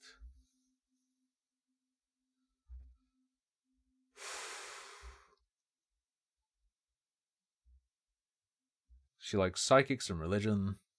Armored skeptic indeed. Bonus video. A whole lot of stuff. The wacky world of incels. They are a wacky group. Advice for adopting a doggo. She had a dog phase. And she had poem about wombs where she talked about pets. She's aware of the Goop products and she talked about sniffing her womb. Okay. Debunking urine therapy. Very important. Major Islamic no-nos. What do we have? Anything jumping out to you guys? Do you have to get married?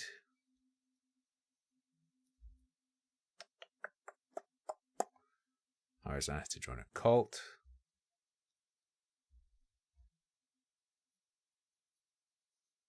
What is life? Kent Hovind Part 4? In 2019?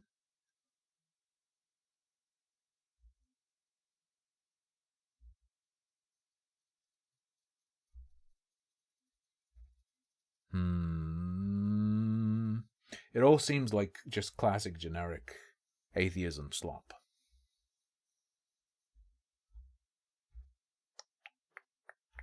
But there like has to be.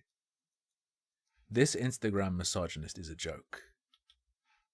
I feel like that might be good. She got atheism plussed. Pee drinkers respond. That's just gonna be, you know, the health benefits though. You know, I do it and it helps me, probably. I would bet. Poetry writing exercises for any level. Let's go. Hey everyone, and welcome back.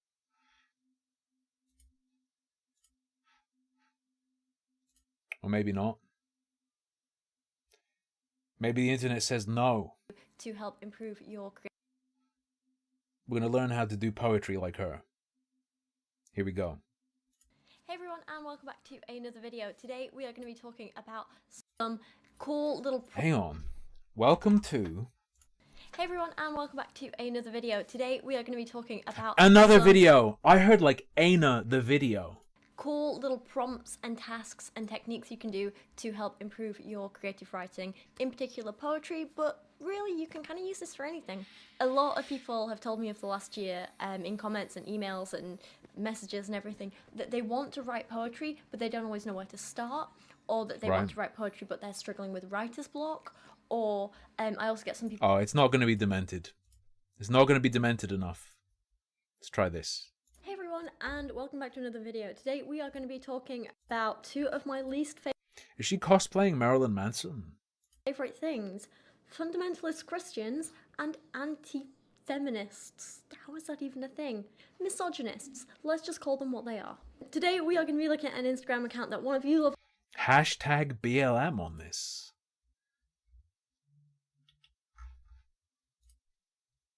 With a link to a private video. Really lot kind of made me aware of on Instagram. You tagged me in one of their posts and I was like, oh my god, I am so making a video about this. The Instagram account is run by a guy who calls himself Yogi Obes, I think that Yogi is. Obes. He describes himself as a motivational I teach women how to behave. speaker, always a good start, who says that he mainly teaches women how to behave. This should be an easy target. And inspires men This to should- be manly. This is like the softest target. She can't fuck this up. No, this is right up my alley. He also says that he is the creator of anti-feminist apparel, which is a clothing brand which features designs such as Why are you saying clothing brand? Because it's a cup? I heart gender roles, I heart patriarchy, and I don't need to see your butt on Instagram, which is ironic because Fair on enough. Instagram is the only place this guy is ever going to see a butt in his life. Oh! Let's be honest. I genuinely kind of worry and wonder if the people who are in these stock photos that he's just like photoshopped his designs onto have any idea what they're being used for, and I feel really, really sorry for them. Well, welcome to being a model for stock photography. I do find it quite funny as well that he created a feminism is cancer design. You can't That was a trend. call these designs. They're just bits of text. The Fair printers enough. that he uses actually banned this and refused to print it or post out any of these products because, well, let me just read what he says. All feminism is cancer t-shirts and mugs are now banned. And so in protest, he said, use discount code feminism is definitely cancer if you wanted one of these items as a gift for the inconvenience. It will give you 10% off anything else you buy. Our print provider informed me that this message constitutes hate Oh, speech. This is there funny we go. because apparel that says smash Do you think it should be considered hate speech, though? the patriarchy is not hate speech today. Sexist much? No, not sexist. Because one is saying, let's Oh, remove God. oppressive systems. The other is saying, Your ideology is cancer. equality is the equivalent of a disease that's going to kill us all. He would have said equality is cancer if he wanted to say that. So that's his clothing Why did you say equality? Why didn't you just say feminism? Why did you have to call it something else? brand. I mean, everything is going to be in like little air quotes here Curious. because that's how ridiculous Curious. all of this is. This may not come as a surprise to a lot of you, but this man is a fan of the transformed wife. His first post on Instagram, or He one wants of a his he first wants a posts, at trans least, wife. features a photo of him thoughtfully reading "The Power of a Transformed Wife" by Laurie Alexander herself, the transformed wife. It's her book. I've read parts of it. Ooh, it's interesting. I'm gonna get my hands on a copy to I do a gotcha. review at some point. Okay. I've been meaning to for a while. Prepare yourself for that.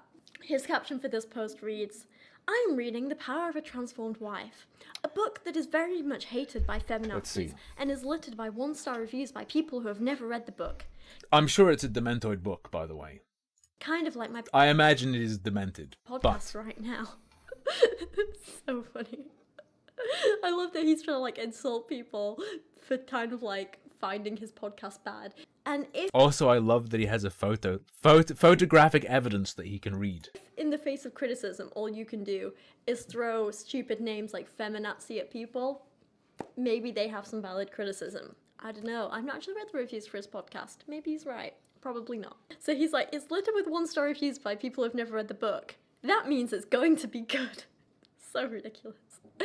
This book teaches you how to be a good wife. Okay, Just whatever. you just Let's skip the feminine women. quotes himself.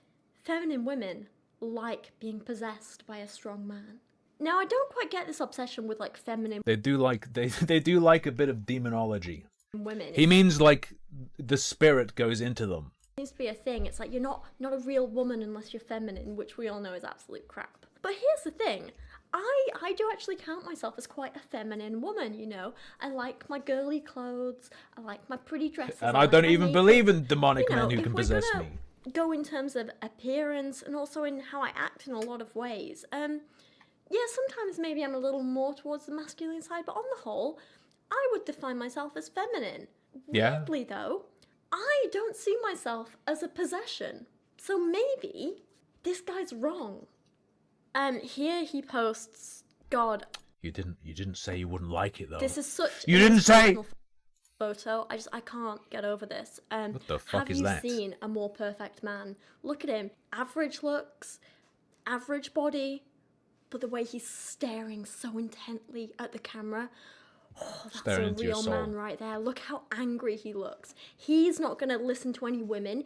Full blown war-seeking He's mode. not going to treat women. Riffin. Not good riffin. Right. Lying. Let's see what's next. Here again, he quotes himself. The benefits of rejecting motherhood is the It's not what I hoped it would be. Sad. Sad. Hold on. Oh! Okay. My poetry is bad video. Presumably a hater comment video. Okay. Okay. Alright. Hey everyone, and welcome back to another video. Today we are going to be doing something which is very, very, very, very scary for me, and we are going to be looking at some of my own original poetry, which I did promise to share with you once I hit 200,000 subscribers. We've which seen I it. did, thanks to that ridiculous Bella Thorne video. So We've thank seen you to poetry. everyone who has been with me on this journey so far, and to everyone who's subscribed and watched my videos. You guys are awesomes. Thank you. Now I actually have to fulfill that promise, and I'm a little bit terrified. So, first things first, before we jump into the poems, I want to make a comment on the title of this she's video doing 'em before here. anyone gets angry and has some feelings about this. Because I always knew I was going to title my video this from the minute I promised to share my poetry with you.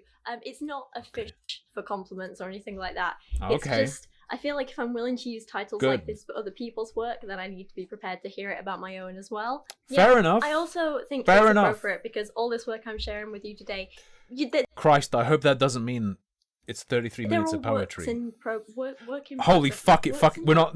works in progress. I thought it was gonna be They're like. all kind of works. I thought it was gonna in be a response progress, to feedback and on our none of poetry. them are complete, final, finished poetry. I'm also not like a professional poetry writer. I still know I have like a hell of a lot to learn and improve. Yo, there's on. orange and blue balls are everywhere. Everyone has them. And that's why I think. Let's hear it. Sorry. I guess on Why one I last wrote personal poetry. note Holy is 8 minutes to get to the poem. Let's go. I'm going to start you with one of my newer ones that I literally wrote whilst I was recording my Lily Reinhardt poetry video. And you might understand why in a minute, because you'll see one of her complete poems made it into my poem as like a line, and I used it as like a jumping off point to try and well, it inspired me. That's what I'm trying to What? say. It inspired me. I don't know if you know the song. So you might notice that one of her poems made it into I my was inspired poetry. by Bill Callahan's Too Many Birds, which is a beautiful, beautiful song. And in it, at the end, he has this bit where he has this one line, but he repeats it over and over, adding a word to it each time. Damn. And it's beautiful because it shows kind of how it's kind of a song about, like, I don't know, having a bit of an existential crisis, having anxiety, depression. I can't do it. There's got to be more gold. Why read poetry for kids? These guys seem fun. Mushroom video. Mushrooms rule. Now that it's getting a bit chillier, all the mushrooms are realizing it's time to fruit. Are werewolves real? Toxic femcell echo chambers. Autistic and looking for love. The problem with personality tests.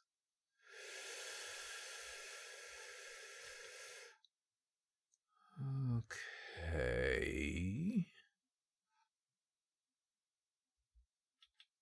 We need to talk about loneliness. Personality tests. What are they? Why do we enjoy them so much? Are they ever accurate? And should we take the results? This ain't it. That ain't it. Are you sitting comfortably? Then we'll begin. Mwah. Loneliness is something that I don't hear people talk about much, and it's something that I personally What? It's like a whole genre on YouTube. am incredibly afraid to talk about, especially in regards to myself and my own feelings of it. But this is what everyone always says about mental health and loneliness and these feelings. But they say it in all 10 million pieces of media talking about it. Once you admit to a vulnerability like feeling lonely, it's quite often used as a weapon against you, and that just makes you feel even worse, and in many cases even more isolated and lonely. On a smaller scale, if not used as a weapon, then I find that I don't know if it's just my own anxiety talking, but it kind of makes you more unappealing to people, you know? Okay. Like, in my experience, people want to hang out with fun, exciting people, not lonely, sad people. So sometimes admitting Jesus that Christ, you're feeling lady. lonely will inevitably lead to you feeling even lonelier. But at the same time, if you don't talk about it, if you don't admit to it, then how can you ever fix it? How can you ever overcome loneliness without admitting you're lonely in the music. first place? It feels like one big never-ending spiral that is so difficult to escape from. Does this have a sponsor? It's got affiliate links. Professor Lars Andersson from the Department of Social and Welfare Studies at Linköping University in Sweden, hope I'm pronouncing that The Coping University? right, defines loneliness as Actually, Whaler, if you have something to break us out of this. Yeah, I'm abandoning this lady. I don't want to do the web. We'll do the webtoon rape on Friday. Because we don't have that much time left, so let's do this instead. Alright, we've got Fresh Roman. We got Fresh Shop POV. He has a video called What The? Where he filmed the police. Wait, they now assault customers. Is that connected to the what the?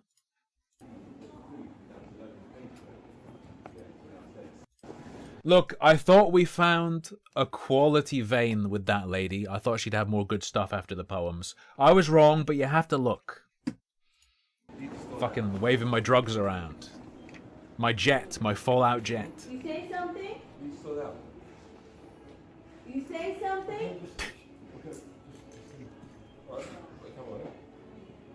I buy you some here and roll now on. Actual AI NPC.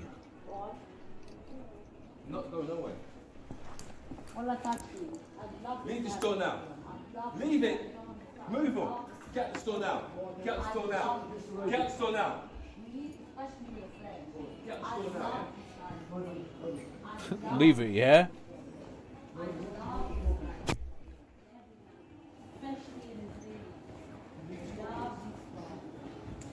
What is she even saying?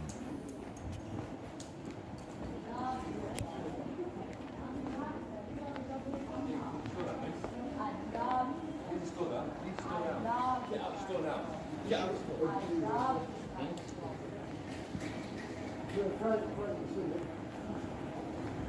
I think she might be a bit of a nut. I don't think asking her to leave is gonna work.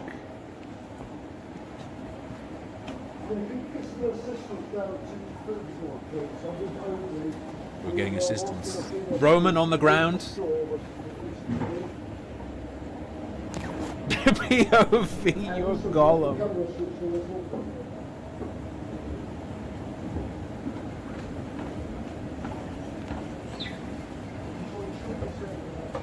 Oh, he's fucking creeping. Did he wait? How did he stay in one place? Was Roman backpedaling on the escalator so that he could stay at the same elevation? What was happening there? Listen, you leave the store. Leave now. Leave now. I'd love a problem like that. Is this your friend?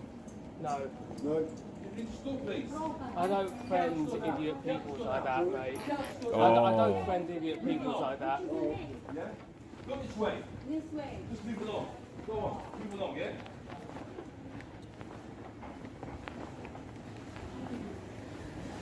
Let me help you guys out.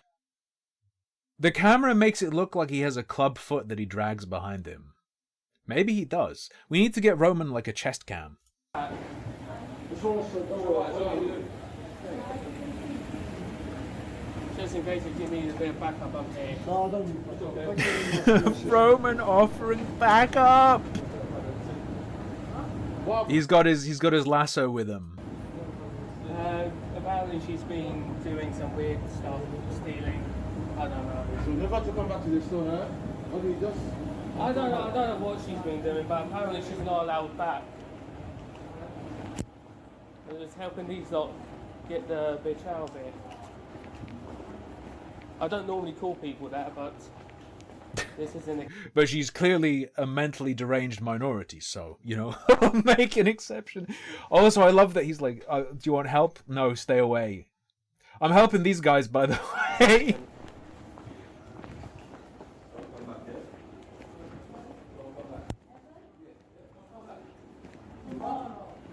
This is shot POV, yeah. Come back, the police will be called. Shut up, dude. It's so uncomfortable. Unbelievable. Some people. True. Yeah, watch out. If there's someone with a pink bow, watch out. Thanks for the identifying photo. Roman, please. Nice to keep the streets clean. Well done. He's like an NPC in a Skyrim like. If your policing level's high enough, the NPCs say stuff like this to you as you run through Windhelm. What happens when someone's a bad boy? Holy fuck.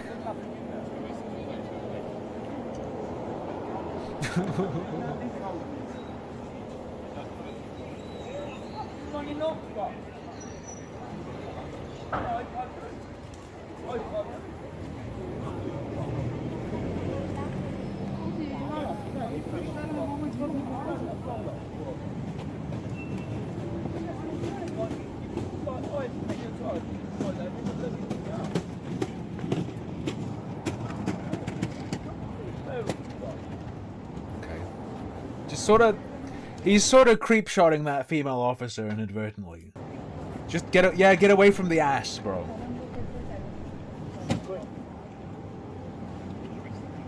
You get to the Cloud District very often? Roman, come on. You don't have to center it. What are you doing?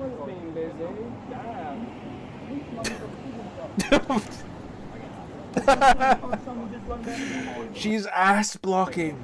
Well, I'll just wait till you get one of my mates to do it then. Can you run to the cash point? Can't do, I'll give sir. you my card, man. Just use the cash. Like, I'll give you the card to go and draw money out for me. I can't, that's fraud, mate. Card, man. Take you to prison. Bad boy.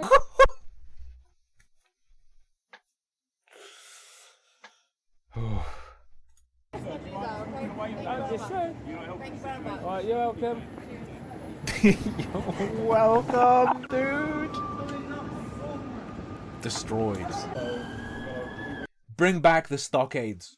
Fucking lock people up and force them to be filmed by Roman. You know what? That's his role in life. That's his calling.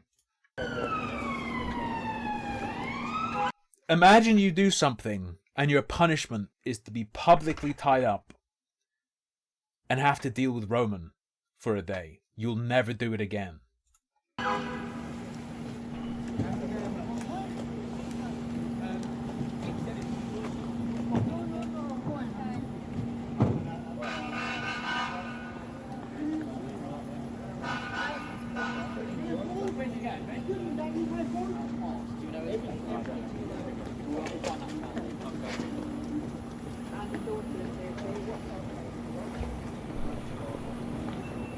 Off he goes.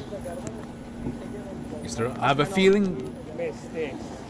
I have a feeling he's about to flip his camera. Maybe.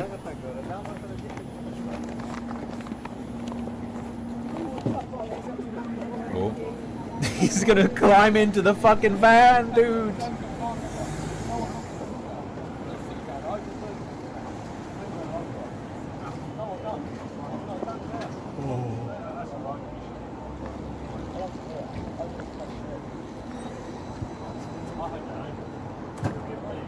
Caged. Like a baby elephant. Nice one. This happens when you try and act like a big bitch. You get manhandled by the police and, well, as you can see... The police know their judo well. He's gone. Don't worry, he'll be let out later on good behaviour. Never mind the fact he probably just not only stole a bunch of alcohol, but probably assaulted 2 people. Stealing? I mean, unbelievable, his mate got fucking released. Right? Shoplifting. But perish the in the process thought. of filming, unfortunately I didn't pick it up on camera. I saw a gold sharp object. Sounds like a blade. So always, the golden always be on your dagger. best behaviour when you're in public. Otherwise, that may I love Roman. happen to you. Here's your daily dose of crackheads. You're welcome.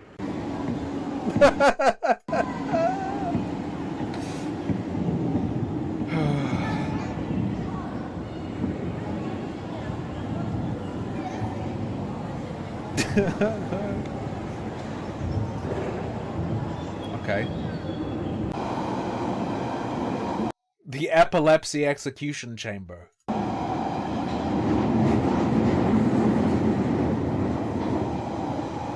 Okay.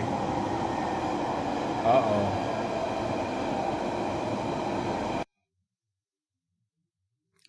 All right. Apparently people have been stealing them, I suppose. Yeah, you're in London.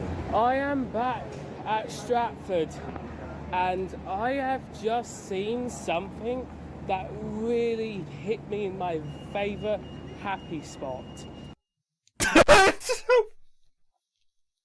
Never say that again. Never ever fucking utter those words. For the rest of your natural life, so long as you draw breath, never. Okay, that sounded very weird. Yes. Let me show you. That's what I'm talking about, a massive Union Jack. Never mind all those foreign flags. That's the It's a Union flag. It's only a jack if it's on a boat, right? That's correct? flag Yes? I know of.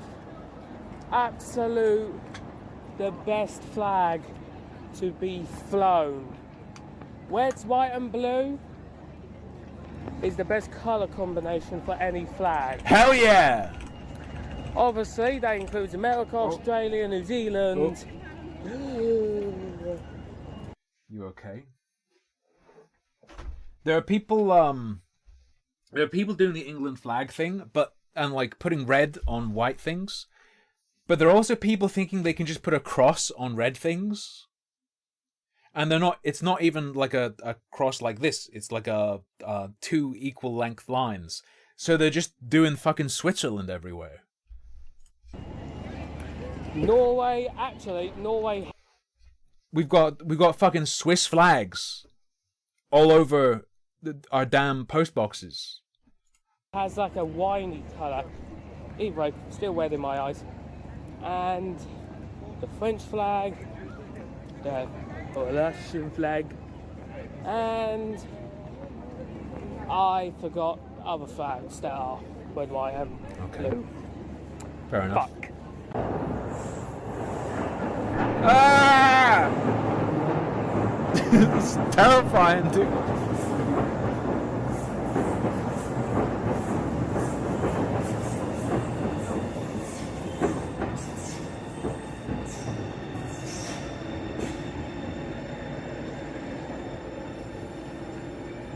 This is the most disgusting thing I ever seen in my life. Let's say if grapes had Oh, that's fine. plastic surgery, preserved duck eggs. Give it a shot. Try it. Why? Just You don't want them to go off, right? You got to preserve them. Simple as. They now assault customers. Okay, so today I will be reading some reviews on this TK Maxx branch. Oh. I have screenshotted them reviews, by the way. I fucking love TK Maxx. TK Maxx. If you have like a snack channel, I'm sure none of you do. I do though, so it matters to me, alright? If you have like a little food review snack channel, TK Maxx is the sickest shit. Because like every week, they have all the random snacks and stuff that other stores don't want. Or other stores couldn't sell. Including like Asian grocery stores and stuff. So I don't- Shit, so you get wild random crap. Don't lose track of any of them because there's a lot. There aren't that many I do shake all the snacks, yes. bad reviews that I came across. However, I did come across a few that's worth pointing out. And it's not lovely. I normally like It's TK not Maxx. lovely. Apart from the one in Stratford, because Hang on. I turned up there and let's Let me shill. In the UK, it's TK Maxx. In the UK, we have TK Maxx, not TJ Maxx. That is a thing. He's not wrong. I just came across a racist security. I've linked my food channel in the chat. The linking will continue until monetization improves. guard. I'm not going to get into that. All right. This is not what this video is about. Fair enough. This video is about a TK Maxx You thought I was vegan? Fucking how? Why? Wait, explain yourself. in Bank. Well, near Bank. And let's get started, shall we? Because I look like Moby. Right, I messed up here because I meant to put this in order, but I accidentally got it mixed Hell up. yeah, so Penguin. This would have meant to be the first screenshot. This is the Okay. second one. Anyways, I went in there a week ago. I don't know if and this will be any purchased good. Purchase a. I can't read. Purchase a Bro, it's 60% female now since showing it to you guys. jacket from their gold label section. I can never Jamal ever buy clothing Cunny. from TK Maxx. I love TK Maxx, but I will never in a million years buy clothing from there. I only go there for like the tech, like this speaker I bought. I bought it from TK Maxx. Okay. Good speaker. Which I used during my live streams when I watch some videos. I no longer do that because I sold the laptop. Hold up. Stabbing. I didn't want stabbing. Secret codes to find bargains.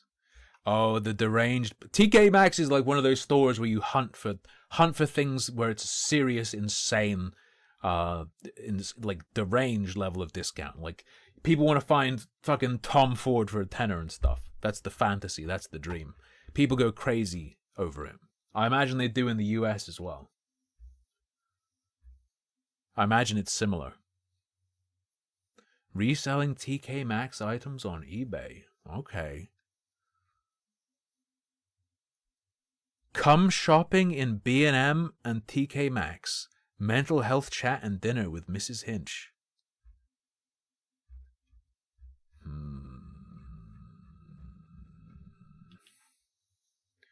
Okay.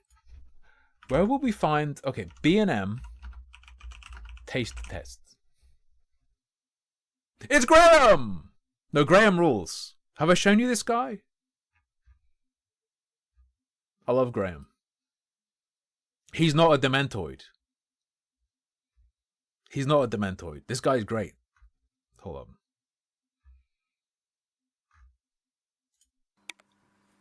Greetings everyone, and welcome back to the channel again. Welcome back to Friday. I do hope that you're all okay. To all the family members is that and butter? subscribers, as Oh, for always, crayfish thank you tails, for yeah. being here. I do appreciate you all. Please keep the comments coming and hit the like button if you are able. Love me a bit of Graham. Right, folks. Gonna make a sandwich. Gonna make a sandwich. Right, folks. Gonna make a sandwich. Small viewer food channels. Okay? Sometimes you find gold. What are we doing, Brooke? Shit, Matthew, I don't know. What are we doing? We're trying all the chips. We're gonna guess what flavor the fast food chips are. All the chips. All the chips are not. No, I can't do it. It's too painful. Hello everybody, today we're gonna try amazing 3 different sweets from M&S. I grabbed them from Halloween section. They looked absolutely amazing. I wanted to give them a try, so why not? I was just passing by M&S, so I just popped in. It's too gay for me. I can't handle it. It's on the level where it's not like I don't want to look at a gay person. It's so gay, it's like I'm doing a gay thing by watching it, right? It's like being sexually harassed and assaulted. What do we have? Sourest push pop. There's like this deranged thing on FoodTube where people will do like a 15-minute video on one single snack. I can't. Brompton House Brownies.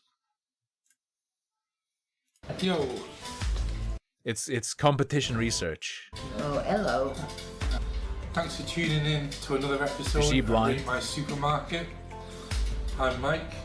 I'm Isabel. And today we're going to be... Does she know where she is?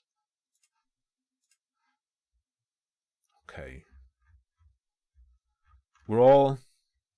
What the fuck? Reese's Dip Pretzels. Let's It's another shaker, but I think this is a tweaked out food shaker. Open it.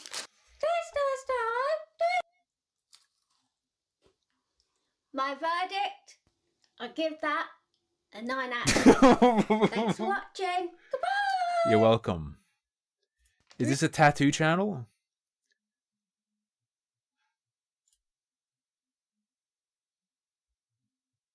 Honest Conversations. Journey of Unmasking Through Sobriety. Okay. Why are all food tubers needed? I don't know, but there are no exceptions. Where should I search? If we're going to look at one goofy thing real quick. If we're going to try and find some goofy gold.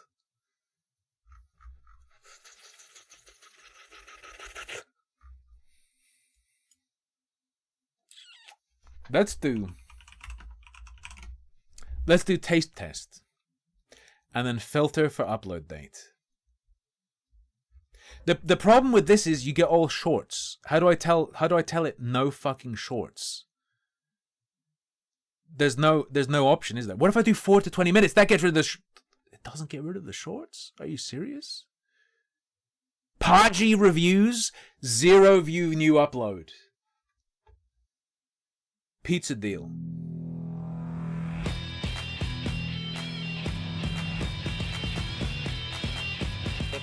Why is my feed mostly trans stuff? Because we watched a video about Matt Walsh's children's book.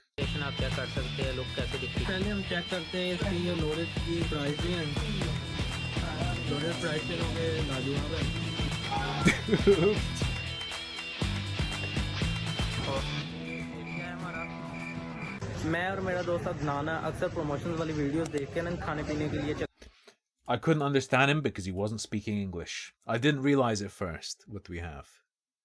Donna unboxes. 14-minute video, 0 views. Let's see. What the okay. You're hungry now that you've seen this? Fucking Christ. Is that like a pregnancy tattoo?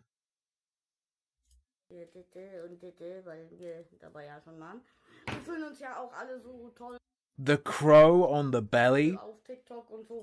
Auf TikTok. Brimstone on the side of the face.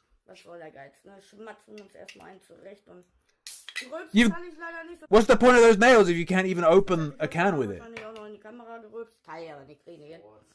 Furzen ist mein Talent, genau, wie der Mann schon sagt. Ah, Gott. I just realized. It's trans Bobby Hill. So, erstmal riechen. Oh, riecht. Ja, riecht halt. Nach Bitterlemon. Schön. Wie soll es auch anders sein? Okay. I think this might be wholesome. Maybe. We'll see. Hi, everybody. Welcome to Taste Test Tuesday. Okay, this is going to be okay. A smoky 15K subs. Taste Test Tuesday with the items that I have here that we're going to be trying. And as usual, to start it off, I have my water here that I'm going to be drinking. Hey, I'm watering here. That we're going to be trying. I like it. This is just a nice old lady. It's just a nice old lady. Satisfying candy ASMR. Candy today.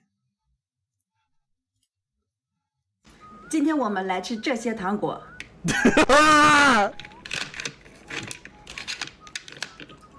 蛋仔棒棒糖。 This is training your children to revere the CCP.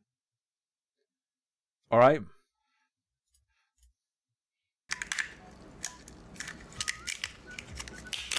All right.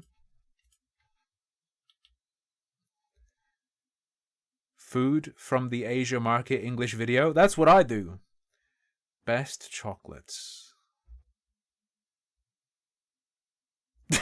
Mutton versus soy chap. Sounds it's like a. I want an AI right-wing meme. Okay, have mutton versus soy chap. Okay. I'm here. Tell me, I'm making. You eat Malai chop. What's famous here? Famous veg chop is Malai chop. Masala chop. If we talk about famous, then Malai chop is the best. How old is this shop here? It must be 10 years old. 10 years old. What's its timing? 12 to 12. 12 to 12. So let's start. Friends, I'm once again at your service on your food show. Friends, whoever has eaten this dish, please tell me its name in the comments and we'll start the video without any interruption. Friends, okay brother, what are you making? Which one are you making? Not. It's just a full cutting process. Full cutting process. What is this called? It's called just like a bunch of cooked meat. Surely. It. Ah! Up. He spaffed all over it, bro. Done. So.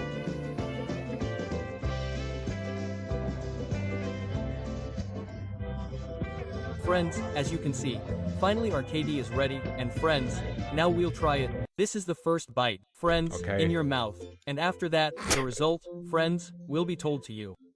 This is number 1, friends. The tender has passed, and its taste was amazing. The tender has look, passed. Friends, check out the color. It's a very dangerous color. What can I say about the Malai chof, friends? Look, oh ho ho ho. The second bite, then in the mouth, and my mouth waters, and my heart is saying, eat it all one more time. And look, friends, you can also see the name of the restaurant. True. Indian Zika, which is located in Crossings Republic, Gazi. Just take a snack at Indian Zika virus. Alright, what do we have here? Don't give me DMCA. Market, and I'm really excited, so let's get started. First, I'm going to try mochi. This is mochi, and I'm really excited because I never ate them, and they're... Never ate them? I just broke the packet. That's fine. Hang on. Let me show you something. You think AI translation hasn't come very far? Oh,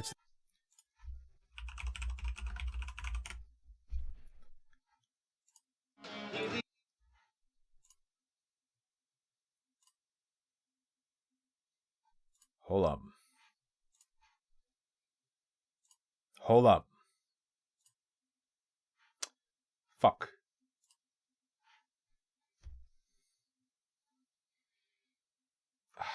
Shit. Maybe I won't be able to get it. Hang on.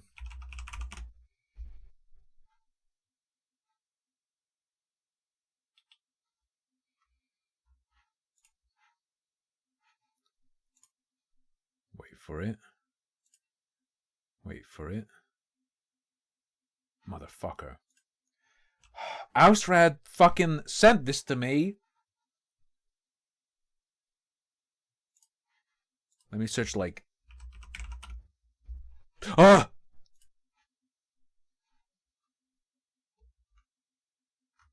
I've got it. I've got it. I've got it. Prepare to come. Pick a language.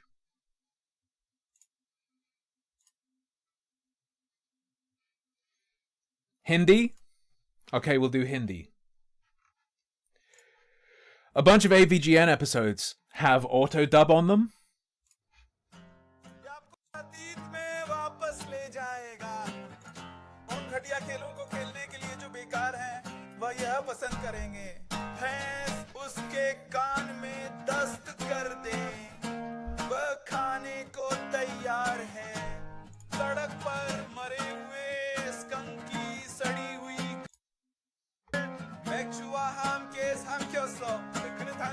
I think that's pretty fucking good.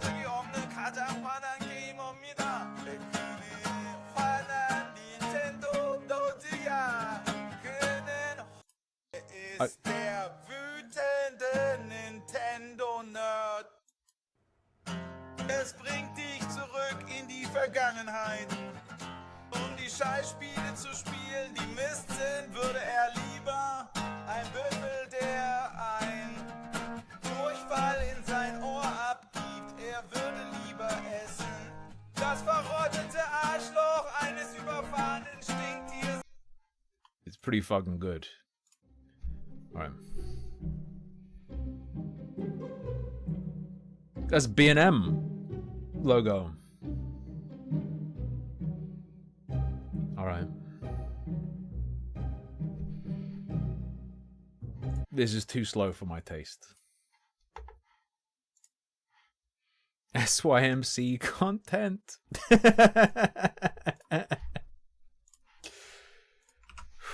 So my food channel has fan art now. I'm not sure how I feel about this one. Got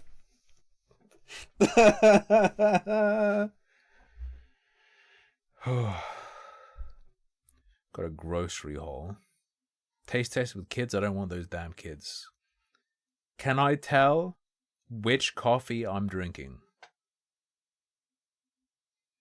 Diwali.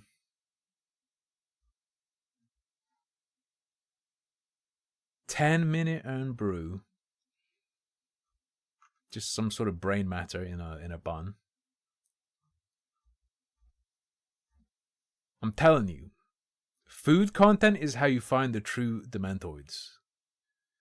Grape popcorn taste test review. This feels like a racist AI-generated skit. Is that Ralph? Okay. Okay. That's fucking AI, bro. Don't pretend. Blanca Winter, bro.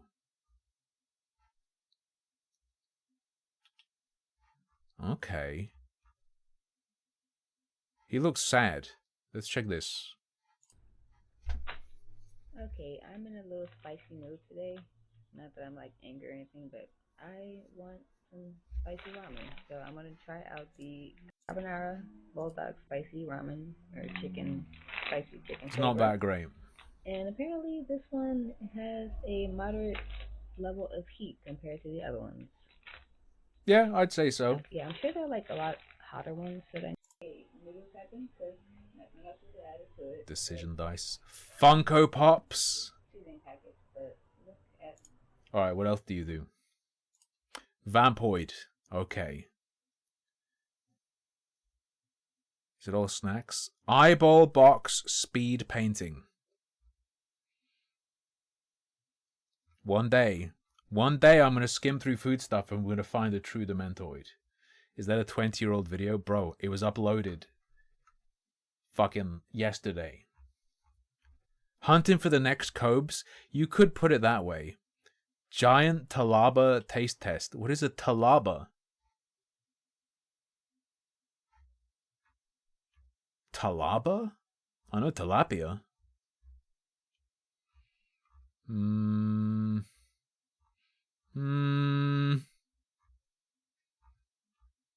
about to give up.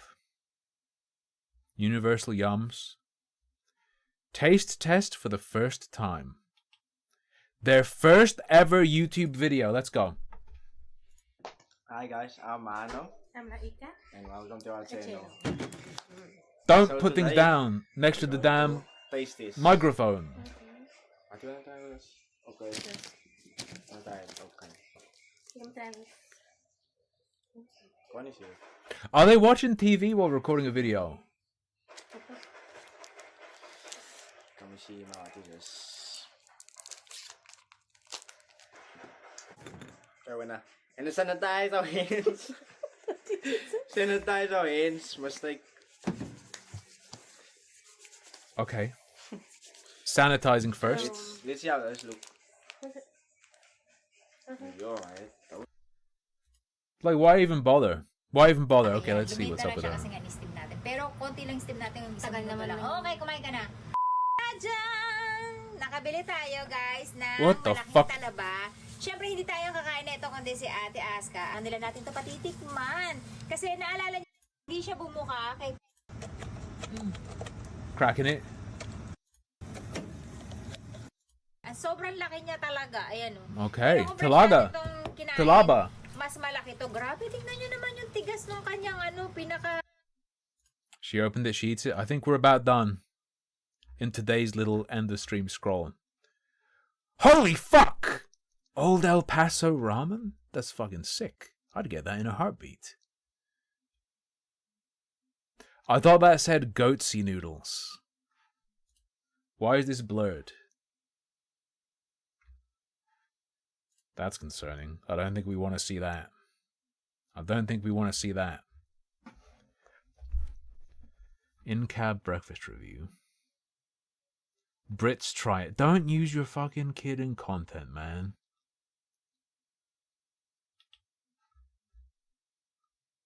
There's Donna. Donna's got that Hershey Symphony. Donna's got the consistent uploads. Hi there, are you collecting my rewards today? No. Sorry, how may I help you? Could I get a McVeggie and a small Diet Coke, please? And a small Diet Coke? Yes. Perfect, is that everything? Yeah, have you tried this McVeggie? Not me personally, but I've heard from my coworkers that's not bad or anything like that. All right, well, I don't blame you for not trying it. Yeah, sorry about that. Have a good one. Thanks. I mean, a drive-through isn't where you do the chit-chat. Hi, how are you? Good, how are you? Good. It's like an accusatory asking how she's doing. He really projects. Yes. Perfect. Have you tried the McVeggie? I have. And? I tried the spicy burger. And? I like it. Really? Texture, yeah. A lot better than the old veggie burger they had there for a short while. Oh, you were smart. I did. Okay. Thank you. I hope so too.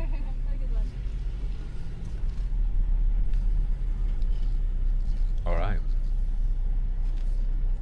Let's get to I the don't know eating. why? God. Okay. We're gonna do it. Let's have a look. He kind of looks like he's got the rubber mask on. Double play. This is like the new Monopoly. Did they change the name because We somebody, went for that. We didn't get it. ripped we off didn't all the win top anything. prizes? Okay. Let's. All right. It's open. This is it. Now I didn't get the spicy. Everyone says the spicy's good there. That they Oh, it's one of those like filled, crispy Tried that? patties. Those are good as hell. Did you get them at home?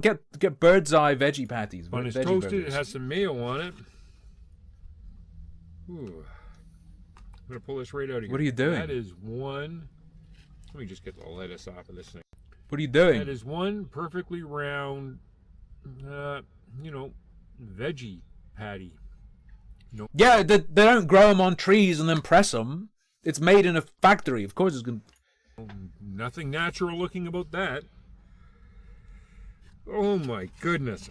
I'm not excited about this. I'm really not. I had their Guy gets handed a cube cut out of a mango, perfectly cube, but nothing natural about last that. veggie burger. Come on, And it come was on. terrible. Everybody had a veggie burger all at once at that point in time. Harvey's put one out. They put theirs out. Somebody else put theirs out. I don't know. I tried them all in McDonald's. Okay. Here we go. Deep breath. Let's go. Sounds like a good crisp. I can see actual veggies in that patty. You see it? Mhm. You see carrot. And It's basically a croquette. there's something. I don't know what the hell that is. A pea or a green bean or It's soy. Watch out, you're being feminized. weird ass stuff. It's terrible. It really is. But it might be better than that Beyond Meat burger. Those Beyond Meat. I don't believe you. It's a bunch of vegetables in deep fried batter. How could it be bad? Apple pie Oreo? That seems fucking sick. Sorry, I'm taking you down the food vortex with me. Once I...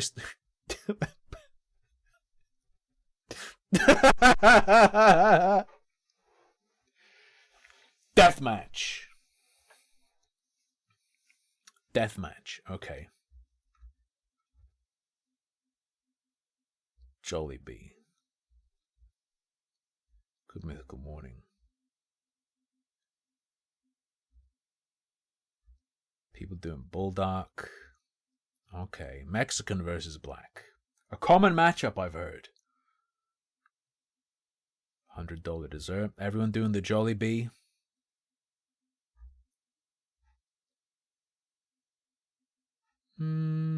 Bunch of normal and wholesome looking people. I'm kind of disappointed. Scratch that. I'm real disappointed. There's Donna again. Donna at it again. I think the Beyond Meat burger is better than the McDonald's regular patties. Because the McDonald's regular meat patties are so fucking awful.